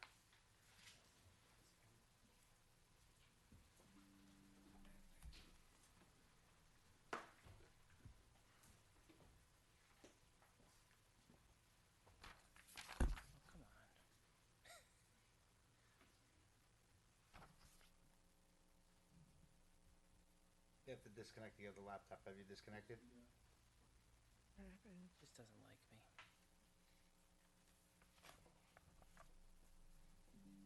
Yay. Thank you. I'm Peter Furrow from the firm AKRF, been the planning consultant on this job. I'm here with my colleague, Mike Beatty, who heads up the traffic department and was responsible for the traffic study on this project. So we just wanted to go over kind of what was studied in the DEIS and make sure that everyone kind of understood it and what the town board decided in their statement of findings and what the mitigations would be. So obviously, you know, the process, we started back in October 2022, got through the rezoning process in May 2025. Wow, that color doesn't show up well, sorry. The project obviously shrunk in scope during that process before the town board. Originally 250 units, we're now down to 180 in the footprint of the existing disturbed area on the site. And we've been before your board a few times, as well as you mentioned before, ABACA and the Fire Commission, the Recreation Commission, Conservation Board. And now we're here tonight. So I'm going to turn it over to Mike to go over the traffic and transportation. And really this is a reiteration of what was in the EIS and how we got to the mitigations that were proposed and that your consultants agreed on, the town board agreed on, and now we're in the permitting stages with DOT. So we want to kind of walk through that and make sure it's clear. So where's Mike? There's Mike. Thank you. Good evening. Again, Mike Beatty with AKRF. Just some background on the traffic study itself, because these questions come up in the past. When we built the traffic study, there's a combination of existing traffic that was grown to the future. There were 4 projects in particular that was added to that traffic study that was a part of our background: 3000 Navajo, Rock Shrub Oak, 670 East Main, and Links at Valley Fields. All the traffic from those projects were included into our traffic study. Again, when we did the traffic study, as Peter mentioned, we did the 250 units. So just as a way of showing the number of trips being generated, on the screen you can see in the PM is our highest trips, it's 128 trips. That's vehicles in and out. So not new cars, but including inbound and outbound vehicles. Just for comparison, on the screen, if the building today was reused as an office space, you could see the trips are generally in the same realm. But then also in the alternative from DIS, those trips were dropped. And then now with the current plan, those trips would be dropped further. Again, the study focused on the 250 residential unit project count. Thank you. But the one we want to talk about was the East Main Street US 6 intersection. It's an intersection we all know about. It's a problem intersection. Even without the project, it's a failing intersection. It's unsafe. So if we didn't mitigate this intersection, it would just continue to be an unsafe intersection. A little more focus on that intersection itself. Operationally, and you'll see some video soon, it's a poor failing intersection, especially in that PM when people are taking that eastbound left back to East Main Street as they cut through back to like Mayapack. The crash history is actually pretty limited here, but just anecdotally, when you go out there, the amount of near misses is apparent. but I will say that the crash history doesn't show a large crash trend. But you can imagine if you're coming from one of those side streets, especially if you're taking a left turn, you're going against 5 lanes of traffic while people are taking lefts off of that road. There's a lot going on in one location. And you'll see in some subsequent slides, there is a significant cut-through route. In the morning, you have people coming westbound down Main Street, take that right turn onto US Route 6, and then vice versa in the PM peak hour. So again, here's the AM peak hour. What we tried to highlight is the volumes of traffic in a peak hour, and it's very apparent as the people are coming down from the Mahopac Carmel area. Instead of taking Hill Boulevard or Lee Boulevard, they're traveling down and using an unsignalized intersection at Main Street to take the right turn and cut through and bypass all those signals. And then the opposite is true when people are coming back home. You see the 540 people taking a left turn, and comparing that to the lefts happening at Lee Boulevard and Hill Boulevard, obviously people are trying to avoid a signal at those two locations. So you have a significant cut-through route. That's people taking the left and then going eastbound on Main Street. So what we have here, this is called a VISM model. Just so everyone knows, it's a simulation. This is not Pixar. It's not something we can make up. This is actually a traffic model used, and it's accepted by State DOT to actually analyze traffic. It's not playing yet. I'll play it in a second. What we're going to show really is this is the future without the project, so no build condition during the PM. You'll see the cars here are colored purple. Those are existing volumes that have been grown 1% per year to get to our future build year. When we show you the other videos, we'll have different color cars for background trips and project trips. But here you'll see, and it does zoom in as we go through this, you see a long queue of vehicles, again, the PM peak hour, extending on that left turn lane into the through lane of eastbound US 6. That queue will then, again, in the future, extend back to the Taconic Parkway ramps, which would impact the operations there.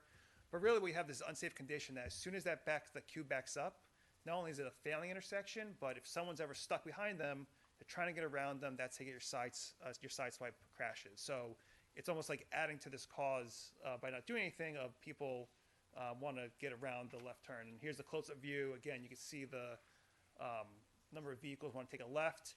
And the only way to take a left is really if Lee Boulevard has a red signal, that's their gap.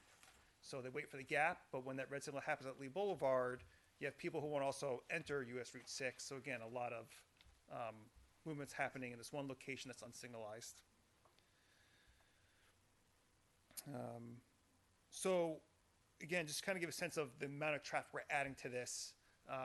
We kind of went to this intersection and broke down the volumes of what could experience in the future. And so I'll focus on that middle column, that PM peak hour. You'd have today about 3,500 vehicles passing through the intersection in a peak hour. If you just grew that out, it's another 100 vehicles.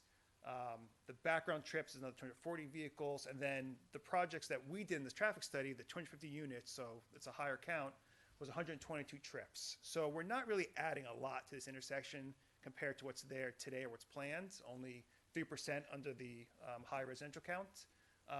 But again, anything you add to a poor intersection is continue to make it poor. So obviously that has to be addressed.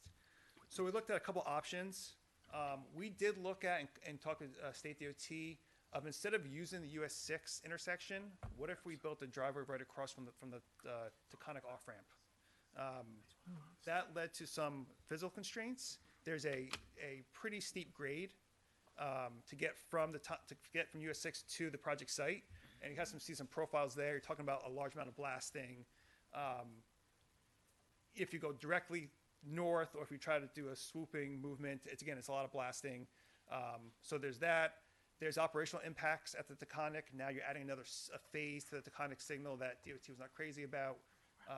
And then even if this were to work, you still have this issue at US 6 and Main Street that is still in the community that is still operating poorly. So it doesn't really cross any of the boxes as an improvement. We looked at a roundabout. We just actually looked at what a size of roundabout would look like, not the actual operations. Based on the daily trips, what New York State DOT recommends is a 2-lane roundabout. That blue circle to you see the yellow circle is kind of the size of a 2-lane roundabout. So you can see the right-of-way impacts of what a circle like that would be. And that's not including any of the shifting to get US 6 to actually be in the middle of that circle. So that was also dismissed just given the impact of trying to actually fit a 2-lane roundabout into that space. So then the improvement was actually signalizing this intersection. You'll see that it's in quotes, it's called a clustered intersection. What that means is a lot of times if you see a lot of signals, they talk to each other, they're coordinated. This is different. These two signals actually operate on the same controller. So there is no, this signal down the road will tell them in 20 seconds cars are coming. It's one controller that operates this as one unit. And so what will happen, and we have a video of this soon, this allows left turners, the eastbound left turners actually have a protected left. There is no waiting for the gap. They would actually have a green arrow and they'd be allowed to go. Vehicles exiting from either the parking ride to the south in the golf course or from the north will actually have a green light. So again, not waiting for the gap. What's also nice about this is you have a pretty long distance between Lee Boulevard and the Taconic ramps, which have signals. What we in the traffic world like, it's called a platoon. When a car gets a green light and a bunch of cars, they all travel together. When you have a signal spaced far apart like you have today, that platoon starts to accordion and you don't get efficient traffic operations. By putting the signal here, you maintain that platoon and you get the whole corridor signalized operating as one unit. Stuff we talk about state DOT, they love that idea of having this coordinated system, but that allows that to be in place. And then the operations of that is level service D or better. So in our world, we strive for level service D. So all the level service F that would be there even without the project would be improved. And then there's the potential. We didn't accommodate this. We didn't model this, but if someone didn't want to wait at this signal, perhaps they stopped cutting through East Main Street and maybe use the other signals. We didn't assume that there'd be a reduction in cut-through traffic, but if people are trying to avoid a signal and now there's a signal there, they may now go further down US 6 and not cut through Main Street anymore. But we did not model that as part of this. We assumed all the traffic was still there. So here's that same simulation we talked about earlier. The purple cars are, again, the background vehicles. You'll see two other colors. Well, three trucks, we make blue. There's have to be a truck in there. But as it zooms in, the orange cars are the trips from other developments. So they're there whether our project is there or not. And the bright green cars are going to be trips generated from our project. And I'm just going to fast forward just a little bit just so you could get the zoomed in. And back a little bit. There you go. If you remember that left turn queue that was extending back out of the pocket into the two through lanes, that pocket that we have there would be slightly extended so you could kind of see where today that green patch, we would extend that left turn lane, but that left turn lane is no longer spilling back onto the eastbound through lanes. You do see now somewhat of a delay in the opposite direction because there's a signal there now. So while without the signal, cars could just drive through it, if cars will hit that signal, they'll have to wait. This doesn't model the true coordination of Hill, Lee, this, and Taconic. So what you see in there is probably the worst case scenario of trips randomly arriving without a true coordination system in place. So I would expect that to even look better than what you see there. And so you don't have the long queues like you had before. And that's the hopefully it's a quick summary. If any questions on that. And we're happy to talk it through more. Obviously, there's a lot in there, but we wanted to give you kind of the overview. And if you had any questions, happy to go through the mitigation plan in some more detail. Any questions? Yeah.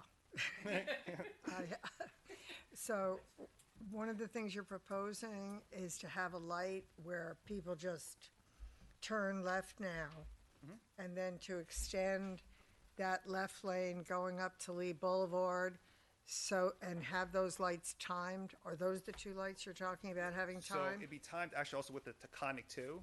So because these are now kind of evenly spaced, it'd be a system of potentially down to Hill, Lee, this intersection, Main Street, Taconic, and then Barger. So because now they're equally spaced, you can have this one system in place.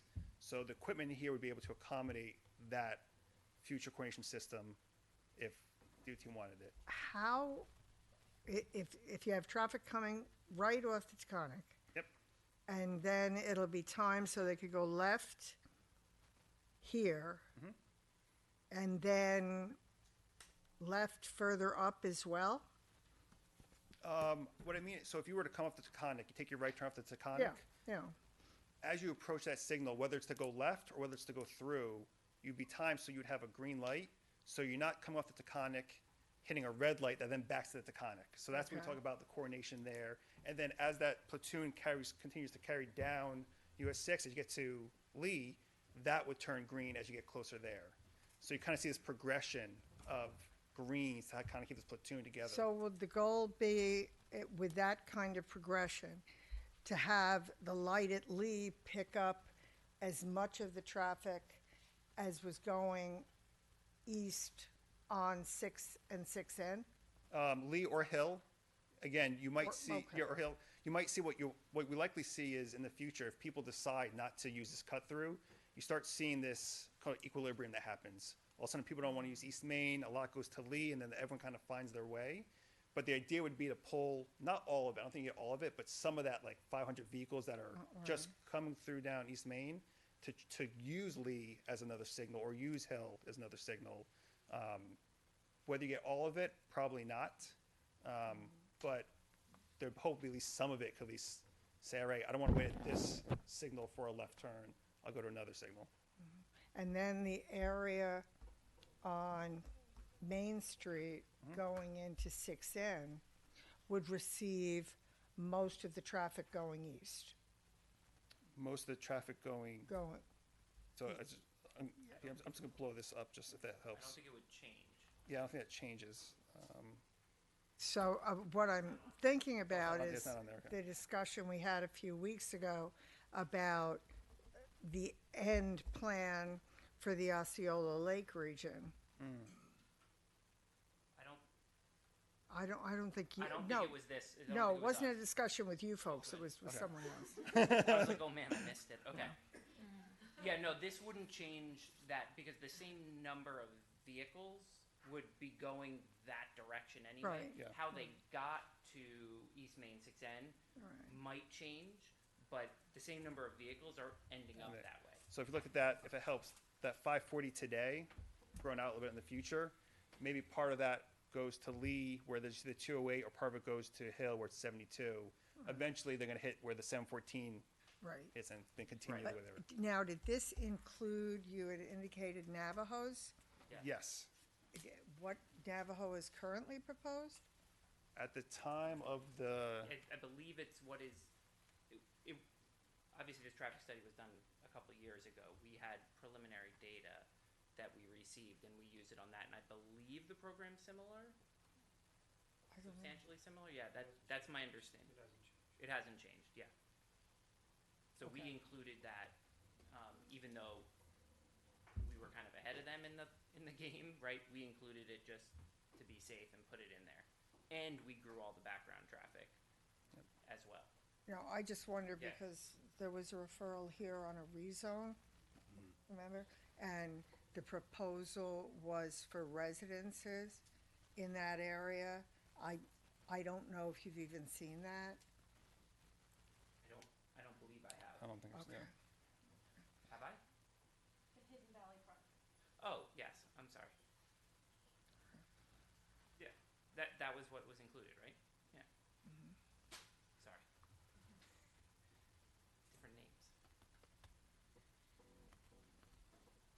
Very good presentation. Good presentation, thank you. And I think, John, you alluded to a couple things outstanding, the tree conservation comments. They basically asked for, if I'm not mistaken, I'll not a landscape architect, I'll fill in, he's not here, just for a much more clear accounting of the trees that were coming, going, being shot down in the standard formula, right? Using the same spreadsheet and the whole thing. So we'll have that as well as a narrative for Yeah. you, so that everything is clear. Nothing changing with the plan, but we understand that needs to be provided in the right format. Right, So and we'll do that. the board then has to determine whether that Mitigation. mitigation package is appropriate to the Correct. project. And that's- Understood. That's what has to finish out. Yeah. Understood, and we anticipate providing that before in time for the September meeting, so you can consider it. Obviously, you won't have time to kind of digest all of it and talk about it, but ahead of time, but you'll have the information at that meeting. I have one more question, but it isn't traffic. Oh, good. It has to do with a comment I saw that you couldn't have sidewalks because they weren't ADA accessible. So the sidewalks, right, going from the bottom of the driveway up to the top, correct, would not be ADA accessible. Does that mean they couldn't be built? I suppose anything could be built, but no, I mean, it wouldn't meet ADA requirements. We wouldn't be allowed to. Right, to I open them up. understand that. What about I'm just wondering, for active adults going down the hill to access the supermarket, coffee or whatever, is there any feasible route for them to use? There really isn't right now. I mean, there's no kind of sidewalk connection that would be feasible. Plus, there's no sidewalk at the bottom either, right? So, once you build, even if you could build out a sidewalk, right? There's no sidewalk at the bottom. If we added a little bit there, you still have to go quite a ways. And I believe it was decided that was a little too much. And what we would do is during the DOT permitting process, because we're going to be touching that intersection, that East Main Street intersection, we would look at the feasibility of what could be done there. Maybe it's kind of future-proofing it and installing pedestrian ramps or the right-of-way, but making sure that we could do what could be done within the area that we're already touching down in that intersection. But in order to connect it back up to the property, up to the main buildings, it just wouldn't be feasible. So just a slight different take is they will look at it during the DOT permitting, but I think your board, I think in the neg deck and possibly also the resolution, it was discussed that sidewalks will be looked at during site planning issues, site planning review. So it's something that you can look at, and to what extent something may be provided or not is your determination. Thank you. Sorry, I misspoke. You're right, John. Or mischaracterized. Part of the struggle is the grade of the. Yeah, I don't think it would qualify as ADA accessible, but I don't Yeah, think that sure would it preclude you from doing it if you thought that it would be a benefit. Now, there's something to be said for the grade for anybody, relative, and ADA obviously would qualify, but nevertheless, it's something that you can look at. Hey, it's a hill. It's a big hill. Steep hill. Yeah, it's a steep hill. And there are sidewalks on big hills. I've seen them all over New York. All right, anything else for us now? No, we would just ask if you'd be amenable to setting the public hearing for the September meeting, and knowing that we'll have this other information for you. I think we would be. I just want to stay, as we did with the last application, that if there are issues, you might adjourn it, so that we're just. I understand. Okay. You can quote me. Good. All right, so we can set that public hearing? Certainly. Thank you very much. Appreciate it. Thank you. Very nice application.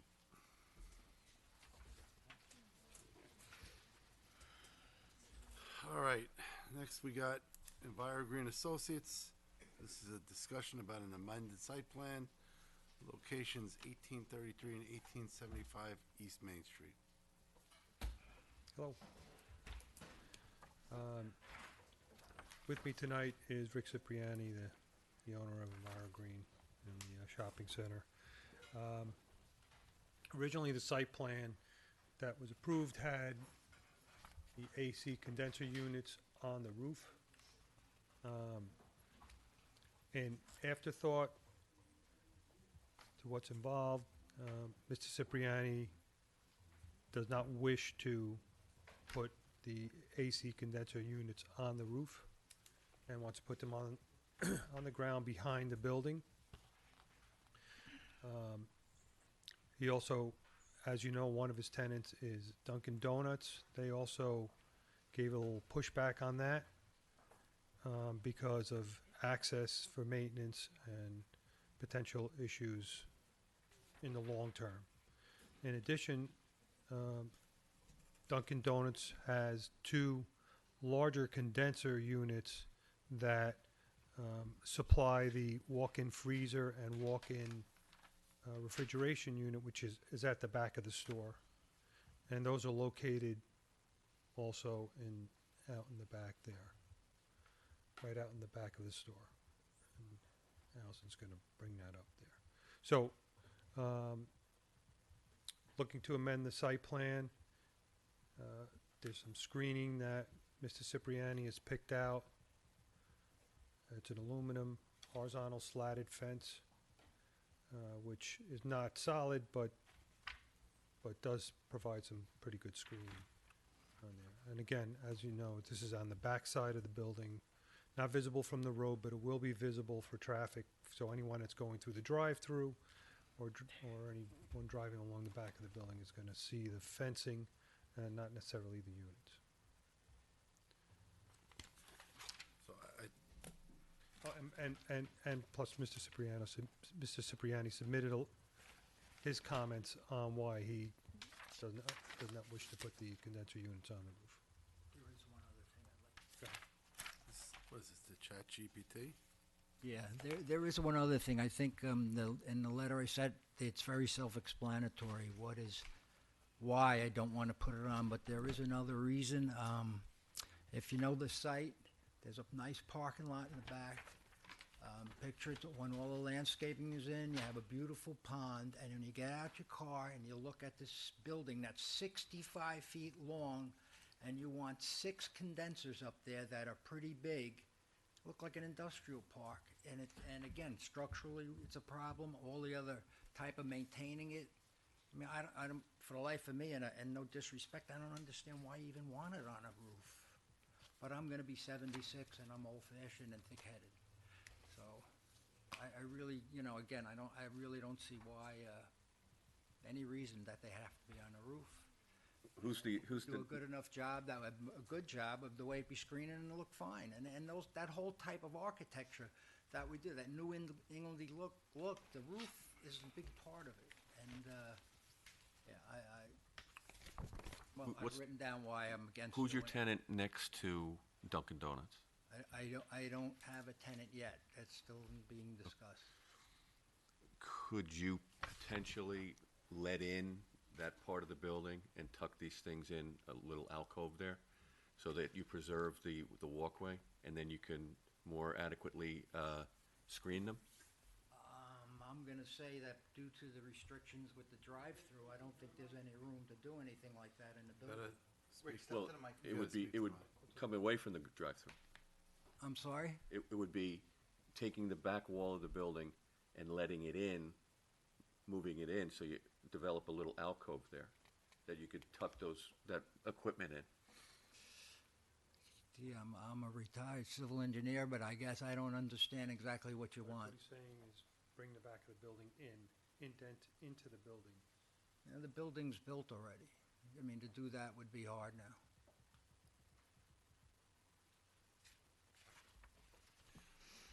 I mean, that would solve the problem. But all right. just No, I thinking out understand, loud. but I think that what we want to do is, I'm asking to do is very reasonable, and, it really shouldn't be any type of problem. I've always worked with everybody here. I don't see why it would be So just to summarize, so you're proposing you're going to have the equipment on basically what is the sidewalk behind the building. I think it's an 8-foot sidewalk, if I remember right. Yeah, and with the fence, that'll screen it all, and the panels will be removable if they have to do any work.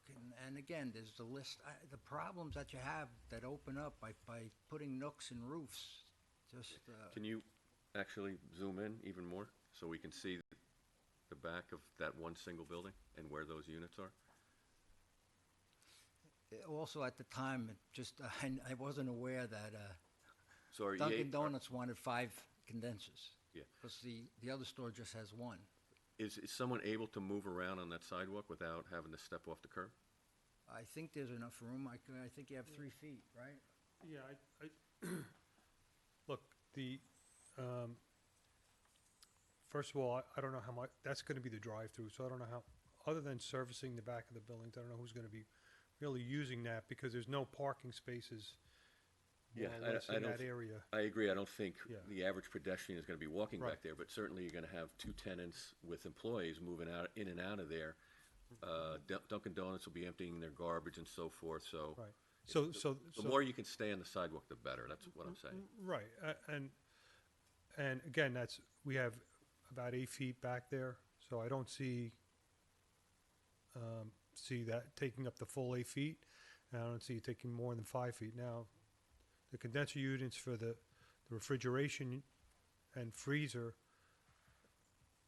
I don't know how much room they need for that, but Would you be able to collect some catalog cuts and then do a partial plan that's blown up to a level that you can actually hone in on what the clearances are of each unit and to see where the fence, the screening fence could be, to see if you can move around those things?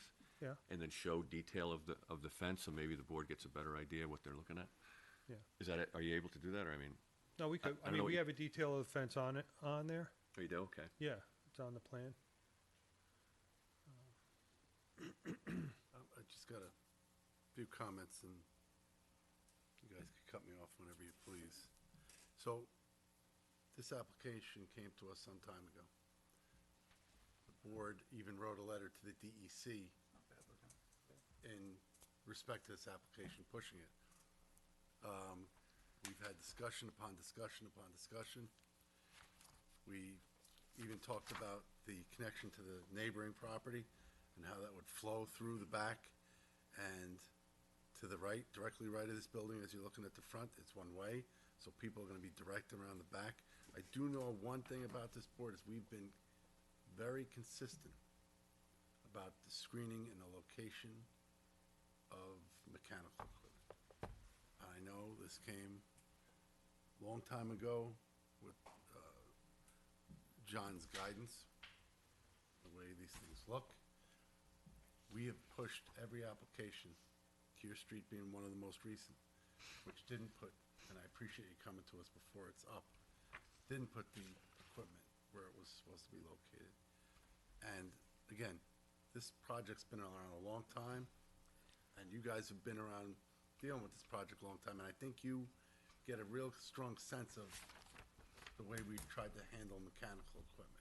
I don't think I'm misspeaking there, so if I could. This kind of flies in the face of what we've been trying to do, even it is in the back of the building. It's a location where it could potentially get hit, so I'm sure you're gonna wanna put concrete bollards out there, right? So it Whatever's doesn't get stuck. necessary, correct. Right, so it's, what is shown is not actually what's gonna be out there. I'm not sure how the neighboring property that you took pictures of is shown, but I do, and I know you just framed the building, right? Is the siding on it yet? The roof goes on tomorrow. All right, but the siding. Siding will be on it in a week. So this is just a very quick shell, so it's not like we've seen other buildings where it's completely built out. Oh, no, not at all. All right, so there still is the opportunity to incorporate John's suggestion. You don't have a tenant, there's the possibility of encroaching into the footprint of that building and getting proper access for someone who's gonna walk along the back and to properly get the screen if you're pushing to absolutely not get it on the roof, which again, I know as this board, we wish we would have seen that in the beginning because we could have talked about it during the process. But I think that's a very good option. One thing I have to say in my own defense, I didn't realize that it was such a big deal. Listen. I really never had any idea because the last building we did in the back, and I thought that was normal. We appreciate you coming to us before it was done so that we could talk about this. But I know this board has been very consistent with that. So Is it a slab-on-grade building? yeah. And it's framed, but it's not, again, the inside is. It's Well, just maybe rough. we can adjust, I don't know, Joe would have to say maybe we can make the sidewalk a little larger. I don't know how that's gonna affect her, and we move something else around it, so that you have more access around the back. I mean, I'm fine with that. I understand what John wants, and I understand that. Because when you put bollards, a fence, you're gonna be into the lane of traffic there, where I do think there's a possibility, as John Tegeter has suggested, to move it into the building a little bit. I'd rather make the sidewalk larger. Again, you're gonna have to put bollards out there, we're gonna wanna see it properly screened, because we are taking, as per the design that everybody agreed upon, you are taking traffic and putting it behind those buildings. Oh, I understand that. So I would ask that you go back and take a strong look at that and see what can be tweaked to make that work. By the way, has Dunkin' Donuts done their own plan in terms of like the order board and all that good Yes. stuff? Yes. Is You that have incorporated here? No, but yes, it's incorporated, but you also have their floor plan. Their floor plan as well, yeah. Yeah, that, Where's the order board on this plan? Is it shown? I don't Yes. see it. New order count, yeah, okay, I see. you got it? Yep. Okay. It just doesn't look So- like that's gonna be a place where you're gonna want people to walk at all. Well, that's a point. I don't know if people are really gonna walk there, other than the employees going in and out, and we're not gonna block the service doors, you know? Again, I think it's just something you should really think about and look at. What's your siding? Is it horizontal siding? Yes. Like hardy board or Hardy something? board, hardy board, yeah. And guesstimating the size of the refrigeration units, I don't see those going on the roof at all. That also, yeah, that was a surprise. I had no idea about all Yeah, this. we That hit us. we didn't, this kind of all came to light when we got the floor plan from Dunkin' Donuts. No, listen, we appreciate you coming to us before anything was done, so that it could be looked at. I think it's just, with some of John's suggestions, it could probably be tweaked.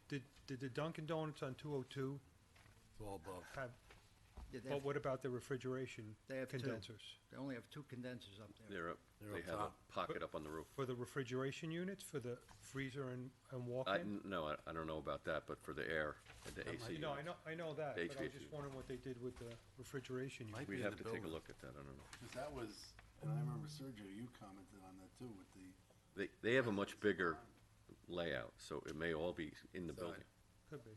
What's the minimum amount of room would you want for someone to walk around this whole thing, so we can design that in mind? 3 feet?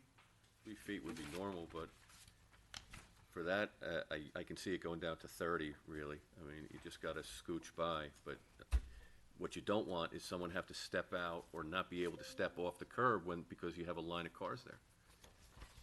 That's all, I mean, simple I think you stuff. really just gotta. Yeah, we can look into all of that. We'll look into all of that. You're not familiar with the sizes of the, for the condensers for the refrigeration. That, like I said, came out of left field. Okay, we'll get to work on it and come Just back come and see back, you. devil in the details. Okay. Thank you. Thank you. All right, good night. All right, next we have one more. It's a ZBA referral, number 29-25. This is reference to location 366 Old Yorktown Road. How are you? Good, how are you? Good. This is a Tier 2 battery energy storage. And good evening, Honorable Chairman and members of the board. My name is Leslie Snyder. I'm a partner in the law firm of Snyder and Snyder. I'm here tonight along with Tom Saunders of RIC Energy. You probably recall that the ZBA referred this application to you. They did it because a use variance recently became necessary for the battery storage. Back in April, on April 30th, this planning board actually wrote a letter to the town board suggesting that they don't ban battery energy storage facilities that are greater than 80 kilowatt hours, but rather that they consider adding additional measures for safety. And this board acknowledged the importance of electrical infrastructure, particularly with all the projects going on in the town, and also the need to use renewable energy. This battery storage energy system will be a benefit to the community. In your letter dated April 30th, you did note that with the closure of Indian Point and the more frequent incidents of blackouts, brownouts, and storm-related outages, it would be prudent to accommodate them. So we're hopeful tonight that you will indicate to the zoning board that you have no objection to the use variance or in favor of it. We have submitted and we'll be back to you once they grant the use variance, all the other things for the site plan that will be needed. But we did prepare and provide to the zoning board and I think it was submitted to you all the safety, because there was some concerns about fire and safety, and we've submitted many reports to document how they will be safe for the community and will provide renewable energy.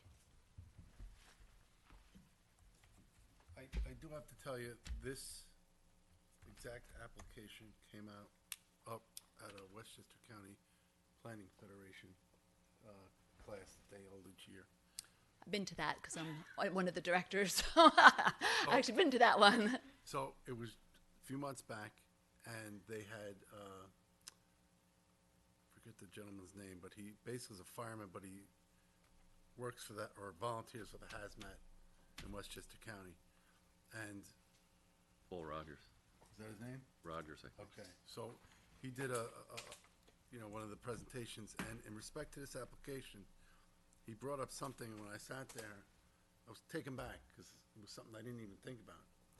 And he said, if this particular set of battery backups did set ablaze, the traveling public along the Taconic would potentially be driving through this hazardous plume of smoke as they traverse up and down the parkway. And he basically said, how do you mitigate for that? And I have to tell you, I was very taken back by that, because this might be a location where if there is a fire event, that I don't know how you mitigate it. And again, when you said, you got people driving up and down the parkway that have no idea what they're driving through. Is that something that is that the place you want something like? Right. Well, I think that the measures, what he didn't acknowledge and has happened now is there is a fire code, and there is actual specific fire requirements, and that all of these facilities have to comply with those requirements. So the possibility of that happening is so remote, and really is not something that I think that's raising something that would really be almost impossible to occur, because there is a distance to the Taconic. There is a distance. It's not right on top of the Taconic, and that's why they put in all these fire code safeties, which have a safety factor of tenfold. And the firefighters are the ones that actually wrote the code, the New York State Code. No, and you I- probably know that Governor Hochul, they have a lot of goals for renewable energy, because we've closed Indian Point now, and we have all these projects, and we have all these people driving electric cars and needing, as AI develops, they're going to need, we need infrastructure. So this is an example of a project that's on 4 acres of land, that's distant from residences, and very unlikely that, and even if there is a fire, it will be contained. So, I'm a former building inspector. I still hold my CEO with New York State. I've been to the classes. I understand the fire code. I also understand there's a path, a walking path, biking path, right next to this property along the Taconic, and there is the Taconic, and it is quite close. I'm just concerned, after hearing that presentation, the proximity of this parkway and that path to these units. Yeah, well, that'll be reviewed in the site plan criteria when we, come back. But I think for the policy of whether or for battery energy storage, I mean, obviously, if you want to note to the zoning board, your only concern is its proximity, to the Taconic, that's fine. I think the question is, we need infrastructure, and it is a necessity. Listen, and there's no one in this we room. We meet all the criteria, and I think the issue of where exactly the units are, you have to remember these units also have a lot of containment. So, I mean, there's so many levels of safety factors now built into these units that they really provide such a cushion that, I think it's not a likely event at all. And even if it does, I think that it won't end up going over to the parkway. I think the county itself actually wrote a letter in favor of the battery storage. So, I mean, I did go to that presentation. I think, you know, he raised some valid points and some points to raise some concerns, but, you know, I think that it's noted that this particular one has been designed so that it will not have that effect. So, and we appreciate the design. We also appreciate that when we pay our Con Ed bills, they're through the roof, and that Governor Hochul is pushing this. However, I think, and this board has supported certain applications, but I think placement and location is everything. And again, this, with this proximity to the parkway and that path, I have some concern with. I know that we have the ability to farm this out, to have others look at it as per the codes. This might be one that we really do send back and maybe get that individual from Westchester County to look at.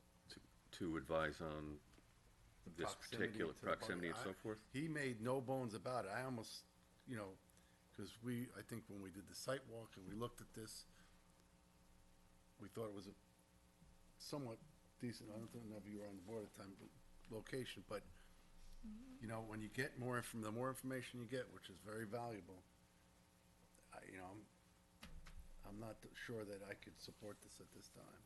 I would like to see more information.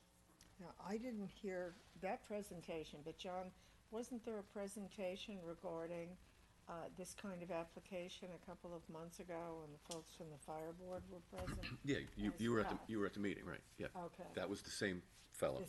Was that the same presentation? Because it certainly didn't sound, from what was said, as if our fire department was perfectly comfortable with whatever the state put in their fire codes, and there were serious concerns about it, the training that would be involved in terms of the local fire department, and also the backup, because apparently the person who gave the presentation was a specialist in this, and I gather all of the boroughs in Manhattan are required to have a specialist that local departments can contact immediately in the event of a problem.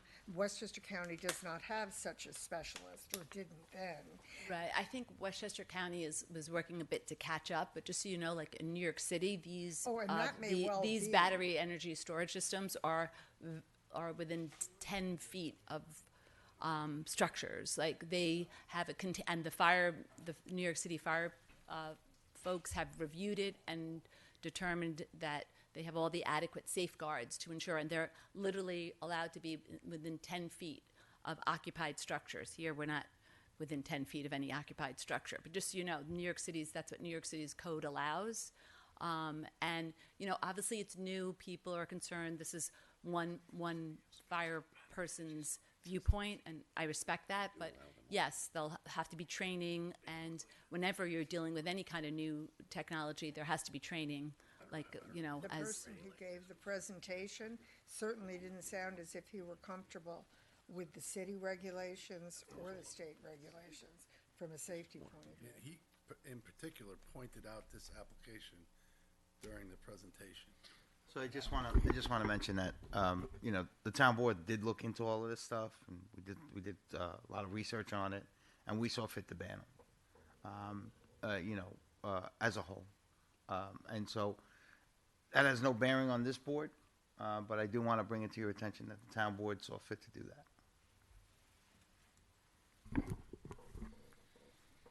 So, when are you going back? We'll be going back next month, but you could, you know. In September? Yeah. Okay. I mean, we don't really need anything official. There's nothing official in the zoning board's code that says they have to get anything from the planning board. So we can just go to the zoning board and, you know, if you want to note that you are concerned about its proximity to the parkway, then obviously we will be addressing that. You know, we have the reports. This is really just, you know, does Yorktown want to be part of you want to build up your infrastructure. You're approving all these these big developments that I listened to tonight, and you're going to need additional electrical capacity. It's obvious. And so this is this is one step towards that goal without using fossil fuels and trying to use renewable energy. I think But- in this board, not to cut you off, has been very sensitive to that. And I think you could see from our history of applications, we Yeah. have moved quite a bit of solar and battery. But again, it's about, as one member of the board, it's about the right placement and location. No different than solar, the farms, battery. And again, after hearing the presentation by the Westchester County Hazmat, this one, in my opinion, does raise concerns that are concerning. It's just a little, I could appreciate that, and I think it's really just more of just like, it's really a firefighting. I've talked to like the head of firefighters in Yonkers, for I get instance, it, and and- he's explaining to me like battery energy storage systems compared to a lot of industrial uses that they have in Yonkers and they have in other municipalities in Westchester are like those uses have the potential for fire like 100 times worse than this. Obviously, this is new, so people, don't know, or it's a new thing. But I'm just saying, like, we have a lot of uses that I'm sure if this fire, we wouldn't have anything built if we, So that's why they have a fire code. No, I'm we going to don't, say right. again, if you look at our. No, I appreciate I appreciate that. Just So this one, and it's just, I'm only one member of this board. well, I think I'm for very tonight we don't really need anything. They just brought it to you, and so we are here to answer any questions. We can just go. Well, if, yeah. we can develop some potential language for a memo, and you can finalize it at your next meeting. Okay, That would be in time for when they go back. all right. You want Thank to you do very that? much. Have a good night. That is the last item on our agenda. Do I have a motion to close? Is there a second? So moved. Oh, second. All's in favor? Aye. Thank you, Tom.